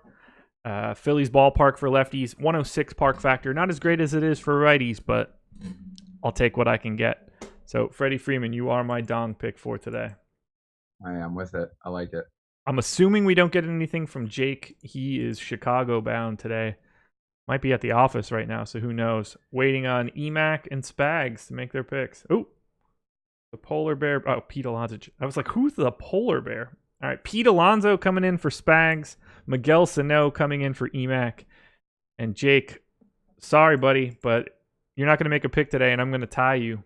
So get ready for it. Love it. Freddie Freeman is in. Spags took Pete Alonso. EMAC took Miguel Sano. Bingo. Dong picks are in. Kurt Suzuki, Freddie Freeman, Pete Alonso, Miguel Sano. Somebody's getting one. It's probably me, but somebody's going to get one. Max Homa just tweeted me. He said he promises tomorrow he'll hit under par. Did he say anything else in that tweet? He's been on a roll. I think this is the end of Max Homa's career. Yeah. I don't think he'll ever be the same again. Hasn't been great for old Max on Twitter. You know what was great is that he started the day with a birdie. So I was like, you know what? He's probably going to go off today, and it's just going to be a beautiful clackback. And we were clearly wrong about that. Ooh, Jake Hari in with the pick. Eddie Rosario. Sorry to no sell your story there. I did not expect that to happen, but my watch vibrated. I actually like that pick by Jake, to be honest with you. Always taking people from the Minnesota Jakes. He's such a homer. Nah, it's a really good pick. Really good. Well, let's not hope it's too good because I can't catch him if it's good. I'll tell you what, I was going to go, after I was on the Washington, I couldn't leave them, but I was going to go way off the board tonight and say a pick, but, just leave it at that. Well, who were you looking at? I was going to go Christopher Negron. Okay, you were going off the board then, huh? I'm just gonna scroll all the way to the bottom just to see where he's at. Dude, there should be a rule with like the like for Dawn of the Day where you can only pick someone from like the 6th, 7th, 8th hole. So he comes in today, number 200 in my home run model of 238 available hitters. That's perfect. That he's better than 38 other hitters in your model. I love that. It's perfect. Did we put the tweet out yet for Dong picks? We did. It does not include Jake because he was late to the draw. Okay, there's the see. I don't need Brett. Great job. If it's not you, Brett, thank you, Rinpack, for hooking that up. We've got 28 minutes until lock. We just got the Padres lineup in, so we're now down to 3 to go. Giants, Angels, Orioles.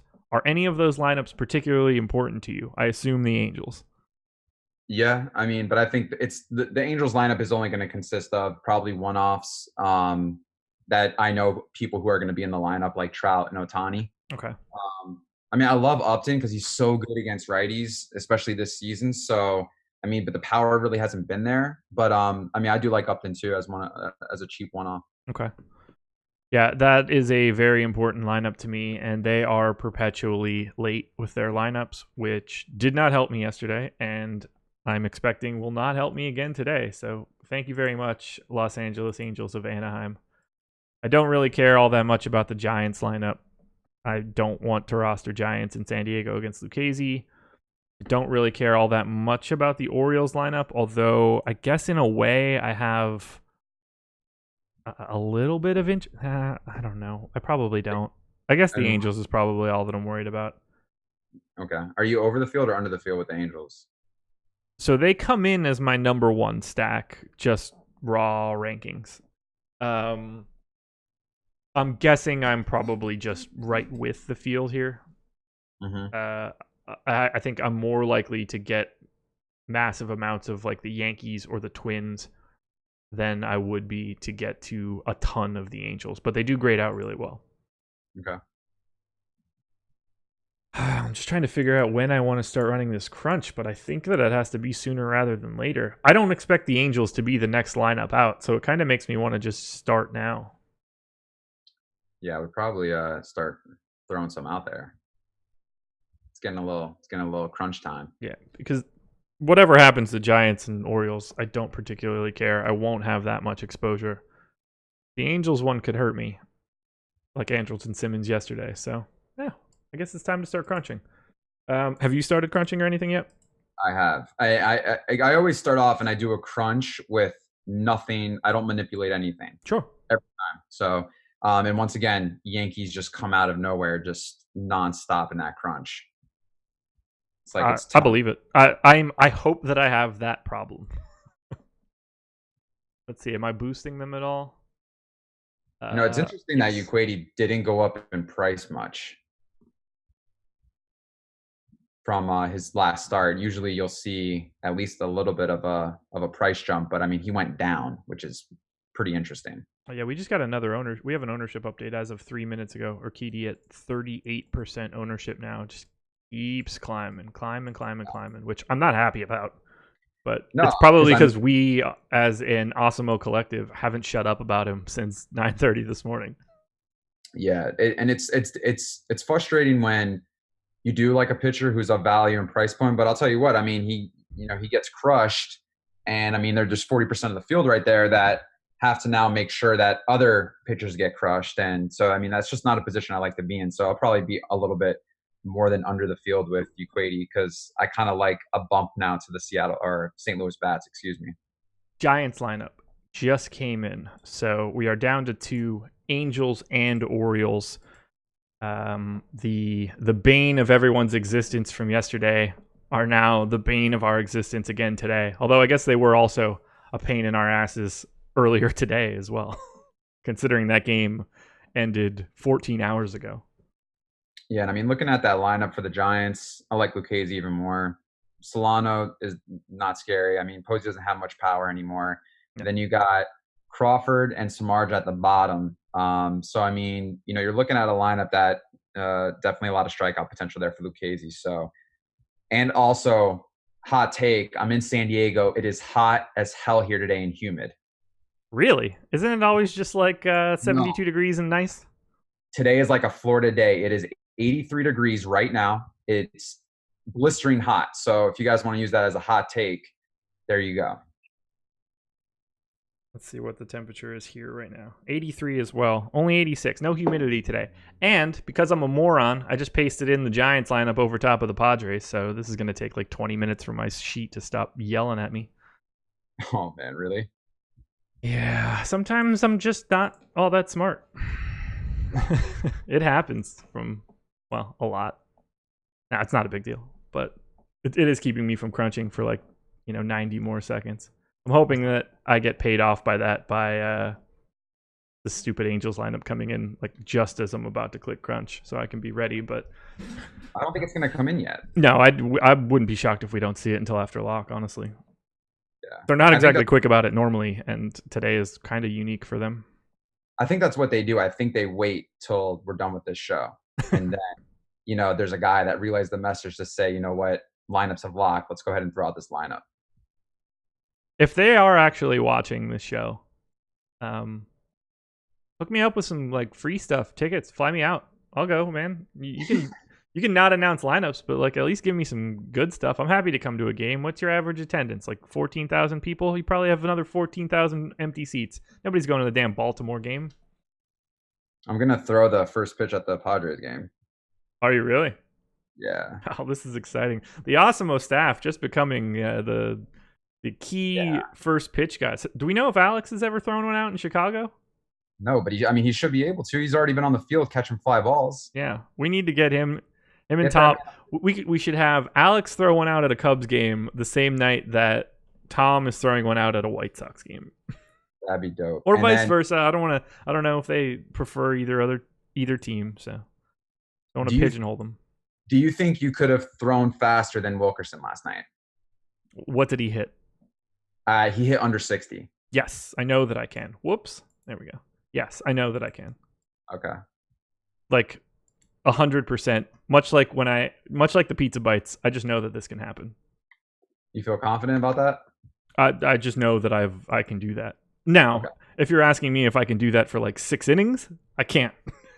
I've got probably 4 to 5 in here before it feels like someone shot my arm off. So okay, that's fine. Other than that, I'm out. But yeah, I can. Wow, so you're like a one at bat guy. I mean, now. Okay. Not in the past, but yeah, now there's nothing left in this arm. Would you say that you were like the John Rocker type? Minus all of like the racial slurs and stuff, sure. Yeah, I could see you running out like that, to the mound. Oh no, I've never been much of a runner. Running makes me tired, so I can't be doing too much running. Someone asked, is there any weather concerns tonight? Not that I'm aware of. As far as I know, everything is just blue skies. If something pops up, it's because it hasn't been. No one saw it coming. All right, I'm loading up my projections. I'm about to run my first crunch. And at 6:45, I feel like I don't really have much of a choice. Man, so what do you like to do when you run your crunches? I assume you run a couple different stack settings, or do you just stick to one particular thing? For the mini max, I always run one team. Okay. And then a completely random one-offs and 2 stackers. But outside of that, I usually run a crunch with like 3 or 4 stacks that I'm highly on. Okay. And then I up randomness a lot. And then I'm really big on now I take, players out of the pool that I just have no interest in, or teams that I have no interest in. And then I just flirt around with that and see where I'm at with that crunch. And then I run about 500 teams, and then I'll do like another 250, and then I'll see what I get. And then I eliminate a bunch, and then I save them, and then I do more and I save those, and then I put them all together. Okay. So everybody's got a different thought process for it. I probably should start like knocking people out of here, at least from the pitching side. I probably play a little bit more garbage pitching than I'm happy with. Probably, I would say that if I had to like really dig in, that would probably be some sort of leak in my game. So unchecking a couple pitcher boxes would probably be better off for me. But I know that the first day that I ever do that is going to be the day that pitcher I uncheck goes for 40. Oh no, I do that now. I to be honest with you, I think that's a great approach, is eliminating some pitchers that you don't want in there. Yeah. But that's just my opinion. Like, what would be a good example? Zach Plesac today is a guy where I would not feel bad about not having him. I'm not worried about it, but I know that when I click refresh in my sheet after I run a crunch, I'll probably have like 3 to 4%, which is probably a good thing, but also not really helpful for me, because then I have to make sure that not only is that lineup good, but that's the lineup that like Zach Plesac happens to be in. I'd probably be better off forcing out a lot of those guys. No, I agree. Wow, Greinke up to 31% now. Lance Lynn at 7%. Lucchesi 27, Urquidy 38. So we're starting to get really concentrated into that Greinke, Lucchesi, Urquidy trio. I wonder how much ownership Lucchesi is going to have in the $2,000 tournament on DraftKings. A lot more than 27%. That much I can say. That's what I'm saying. I sincerely think he will be. I would say almost 50%. That seems fair to me. Yeah, I can definitely see that. And, it's one of those things where in those types of lineups, it's like, do you really want to be with the field or do you want to go against the field? Greinke, I wouldn't be surprised if Greinke, Lucchesi, and Urquidy were all basically double what we're projecting them right now in that particular tournament. That's fair. All three guys up in like the 50 to 60 range.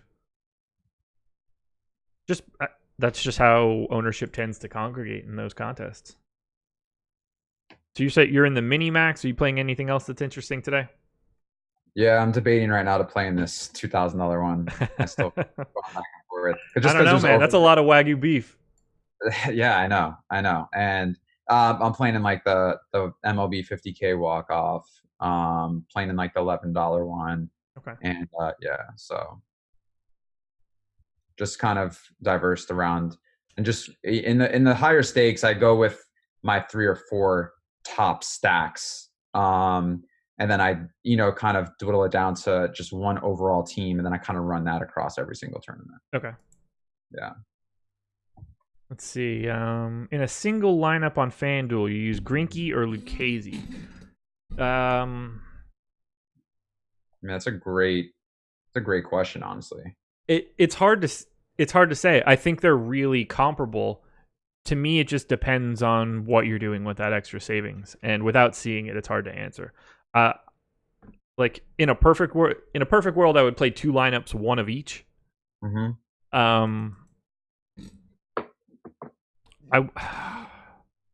I would probably say Lucchesi in a single entry, just because I don't think the gap between Greinke and Lucchesi is as big as the salary gap is, where it's $3,100 on FanDuel right now. I don't think that there's $3,100 worth of difference between the two, so I think I'd rather take the savings. Right.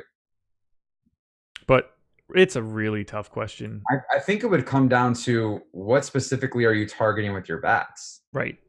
And, if Greinke takes away maybe 2 power hitters compared to maybe 2 hitters less in the lineup that aren't there for power and don't necessarily have the highest projections, I think you got to ask yourself the risk reward there.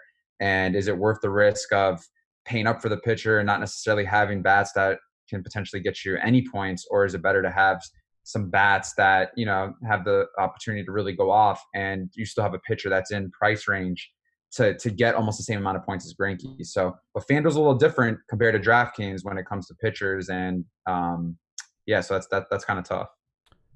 So one of our subs in Premium Slack just pasted in the Fangraphs. I think it's Fangraphs, but it could be a different site. Average velocity from Stevie Wilkerson yesterday, 54.3 miles per hour. It's unreal. I would have hit a bomb. I'll be honest. The moment that I can't hit 54 on the gun is the moment that I really need to reevaluate my life choices, because I feel like I should always be able to do that just off the couch. There's Little League World Series kids pitching faster than that. I mean, like a lot faster than that. A lot faster. Wilkerson might get traded after that. The top arms in the Little League World Series, I feel like they hit like 105 equivalents or something like that. They're usually in like the mid 70s off the 46 feet mound. Yeah, they're gonna hit. They're gonna beat that out. Oh man! All right, 13 minutes left. I am 2/3 of the way done that DraftKings crunch. FanDuel chugging along, but those 4-4 stacks just don't come out all that fast. I'm super nervous to look at my crunch, because on a day like today where we've got 14 games and pitching is sort of awkward, I've got to pretty much take what I can get when I paste this in. I am not going to have the ability to change up much of what's coming in. So I hope I like it because I am running with it one way or the other. Are you seeing anything interesting coming up? I just finished my first 400 of 5-3 stacks. So 200 more to go. Quady's your highest pitcher, huh? He has the 4th highest ownership in this crunch, but that doesn't really mean anything. Greinke's at 33, Lucchesi 29, Pineda 27, Urquidy 26, but that doesn't have really any bearing on what will show up here after I start sorting my lineups. In a weird way, it's not like Greinke's going to end up at 0 or something, but in a weird way, I kind of like the Mariners tonight. Adam said that's one of his top sneak stacks today. Yeah. Talk to me about it. What are you seeing? I'm seeing Daniel Norris. Just gives up a lot of power to the right side. He's given up 17 home runs this year too, but he's just hasn't been good whatsoever. Oh, that's fair. Yeah, and I mean, normally in this type of scenario, it's interesting because he is projected to have some ownership too, which I'll kind of like going against that. But I mean, he gets hit from both sides of the plate, so you can't go wrong really. I just wish that Domingo Santana was in this lineup. So do they. Yeah. So he's not there though. But I do love Beckham, and I really like Tom Murphy at the catcher position for 3.7K. He's got some pop. He got some pop, and specifically against lefties in the 5-hole. So I do like it. They're cheap, and so they give you the flexibility with cap space to get 2 really strong pitchers and even some good bats as some one-offs, or if you want to go like a 5-3 or a 5-2-1. So I could see why Adam kind of likes them because it definitely makes sense. And I mean, they have a 5.1 run implied total, which is a lot more than a lot of other teams on tonight's slate. I was really surprised to see that actually, both from a Mariners perspective, just who I think they are as a team, and the fact that Norris is getting so much ownership against that. Yeah. Wouldn't have expected to see Norris get, I mean, he's at 13% ownership. It's not like that's a high number, but to see that up against a 5-run implied total is kind of surprising. Yeah. DraftKings crunch is done. Time to have some fun. Oh boy. I'm nervous. All right. Crunch is exported. Just need to start the 4-3s on FanDuel. Didn't you have like another sweat the other night too? You almost took something down on DK. I finished 4th in the mini-max. Yeah. Apparently I was sitting in first until like 12 something at night, but I'm asleep. Oh, so you were sleeping? Yeah, I don't ever sweat any of this stuff. Wow, man. Honestly, I think I got to start doing that. Yeah. I woke up to a tweet. The first thing I saw when I opened up my phone was a tweet that was just like, Engelman is in first in the mini max, and he probably doesn't know it because he's been asleep for 3 hours. And I was just like, that's absolutely true. And then I was like, okay. I opened it up. Yeah, finished 4th. Oh wow. It's like the 10th time I've finished 2nd, 3rd, or 4th. I can't win that tournament, man. It's my bugaboo. Yeah. All right, here we go. Refreshing lineups now. Come on, good stuff. I'm doing spirit fingers. I'm doing whatever I can do to make good things come out of this because I've got a sneaky suspicion I'm going to have like a bunch of teams I don't want. And it's not going to matter because we have 9 minutes to go. As long as you have the Nats, I mean, that's all that matters. I'd be very surprised if I did. All right, there we go. That's a lot of Urquidy. And numbers are in. That is not what I expected. Not happy about it. Yuck. 43% Zach Greinke, 23% Pineda, 45% Lucchesi, 49% Urquidy. Wow. I thought that I was going to get to some Lance Lynn based on the way that I ran my crunch. And it turns out that I'm wrong. Top stacks on DK, Angels, Dodgers, Brewers. I've got some Phillies, which I'm not happy about. I'm going to dial that back a little bit. Absolutely no Nationals. No Nationals? No Nationals. Oof, man, that scares me. For you, not for me, because you know I'm standing by my take, and I have to. I gotta walk these Phillies back. They are I can't have that many Phillies. Soroka just does not get blown up. You can, if you want to go back and watch Wednesday night's live before lock stream, you can watch me completely remove most of my Cardinals exposure just a couple minutes before they went absolutely bonkers. That was fun. No way. Yeah. Really? I mean, I was over the field on FanDuel, and I think like with the field on DK, and I adjusted it to the point where I had none on DraftKings and like half the field on FanDuel. And so what happened? I got my ass handed to me because I'm a moron. That one hurt because I manually did it like while at the end of the show while I was on. It was embarrassing. All right, DraftKings lineups are done. I'm not tinkering any further. I really wanted to get more Lance Lynn. I think that's a mistake. I think that I'm going to go down regretting that. But it won't matter if Jose Urquidy gets absolutely bombed. DraftKings. Don't be surprised, man. Nothing surprises me anymore. Once Woj dropped that bomb on the Red Sox, that was it for the season. Yeah, you know what? That's a great thing to say. Nothing surprises me anymore with this. I mean, the Red Sox were like 25% owned that day, and they almost got no hit. Anything can happen in baseball. Like, it's not like the NBA where LeBron James plays 37 minutes and goes for 2 points and 7 turnovers. That stuff can't happen. Baseball, everything is in play, including Stevie Wilkerson throwing 55 miles an hour and picking up a save. It's just like anything is on the table when it comes to baseball. I mean, he picked up the save, though. He did. He's got one more save than I'll ever have. Yeah. 6 minutes to go. So if you don't have your lineups in, hustle and get them in there now. Anything interesting coming out of your crunches right now? Are you getting to your Nats? I am. Okay. And I'm playing them in big tournaments. Very big. Scared money don't make money. That's the way to do it, man. I mean, I'm not taking Urquidy. And I don't hate that. I mean, his ownership is high enough that I think that like fading him is reasonable. I think it's either go heavy or come in pretty highly under. Yeah, I agree. And I kind of like I'm also rostering last minute. I'm doing some Cardinal stacks. So did I get to any Cardinals? Getting some Cardinal stacks I did not. in there. I am pretty aggressively fading the Mets and the Rays. Wow, I'm actually going to throw 150 lineups into this quarter jukebox. There you go. So you're wait, FanDuel? No, there's one on DraftKings. I'm trying to see if anything else I could just post, and so I'm just going to throw in. That's a 20 entry contest, isn't it? Oh, is it? I think so. It seems like it should be 150, but it's not.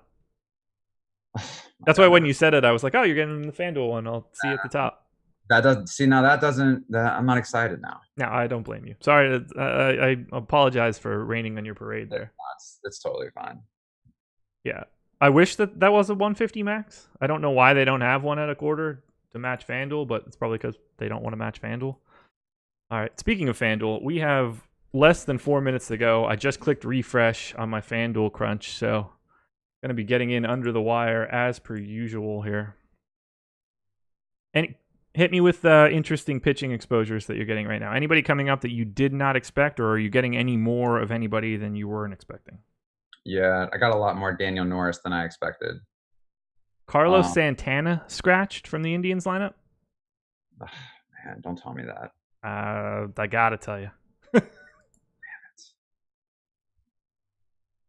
I am fine with that FanDuel exposure. 65% Joey Lucchesi. Holy shit. He's not bad. That's a lot of Joey Lucchesi, though. It is. But I mean, I like him tonight, so I'd probably take it down a little bit, though.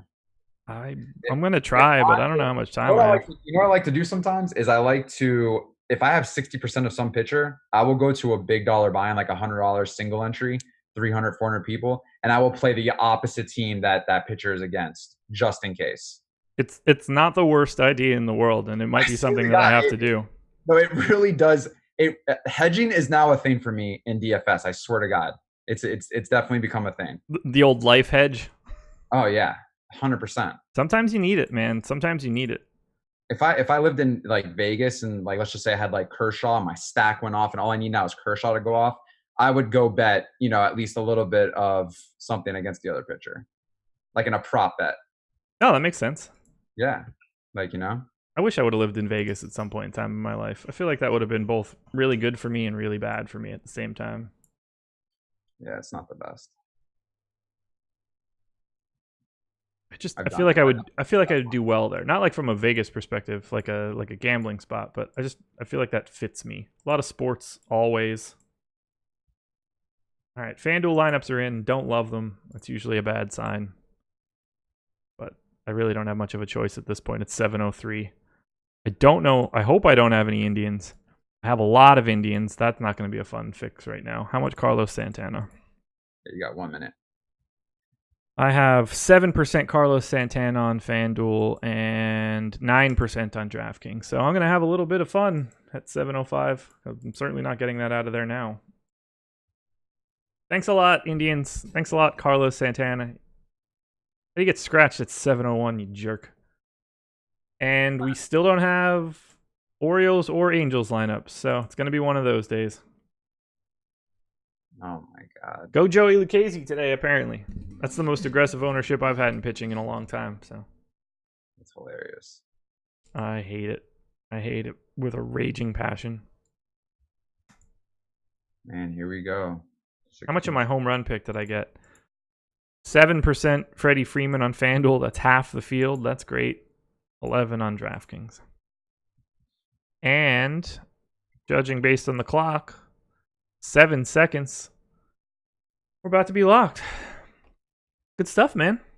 Yeah, I like it. Tomorrow, Saturday, normally a Jake day. Would have been Jake and EMAC for both, but Jake is out of town, so you're getting me. I will be on the strategy show with EMAC and live before lock tomorrow at 6 p.m. Eastern time. And then Sunday, EMAC and I running it back at noon for the 1 o'clock Sunday games. Do you have any? Did you give out any roses today? No, Do you have I an didn't. article? No. No, not today. I had to take the dogs to the vet for a couple hours. That was an experience. So they got to go on weight loss plans. Don't we all? Well, at least I probably do. I had a salad. I had a solid salad today. I feel good. Well, I like to give treats because the dogs love them. Yeah. That's what they're here for. They're here for treats and to sleep. I think my dogs put on like 15 pounds every time my mom's here. So yeah, it was a long learning day of getting educated on diets for the dogs. Well, there you go. They'll be fit as a fiddle after this. They'll be throwing faster than Stevie Wilkerson in no time. I can't wait for this Nationals team to go off tonight. I'm so excited. I hope they do for you. Oh, they're going off. If not, live to fight another day. Yeah, absolutely. All right, everybody. Thank you for joining us on this back-to-back show. Hit the like button on your way out the door. Subscribe to the channel. Hit the notification bell. Because all of that stuff is super helpful for us. Chris, anything else? No, that's it. Good luck to everyone. This was a great Live for Lock. Had fun, Josh, and hopefully someone takes down a big prize tonight. Hopefully that is me. Best of luck, everybody. We will talk to you again later.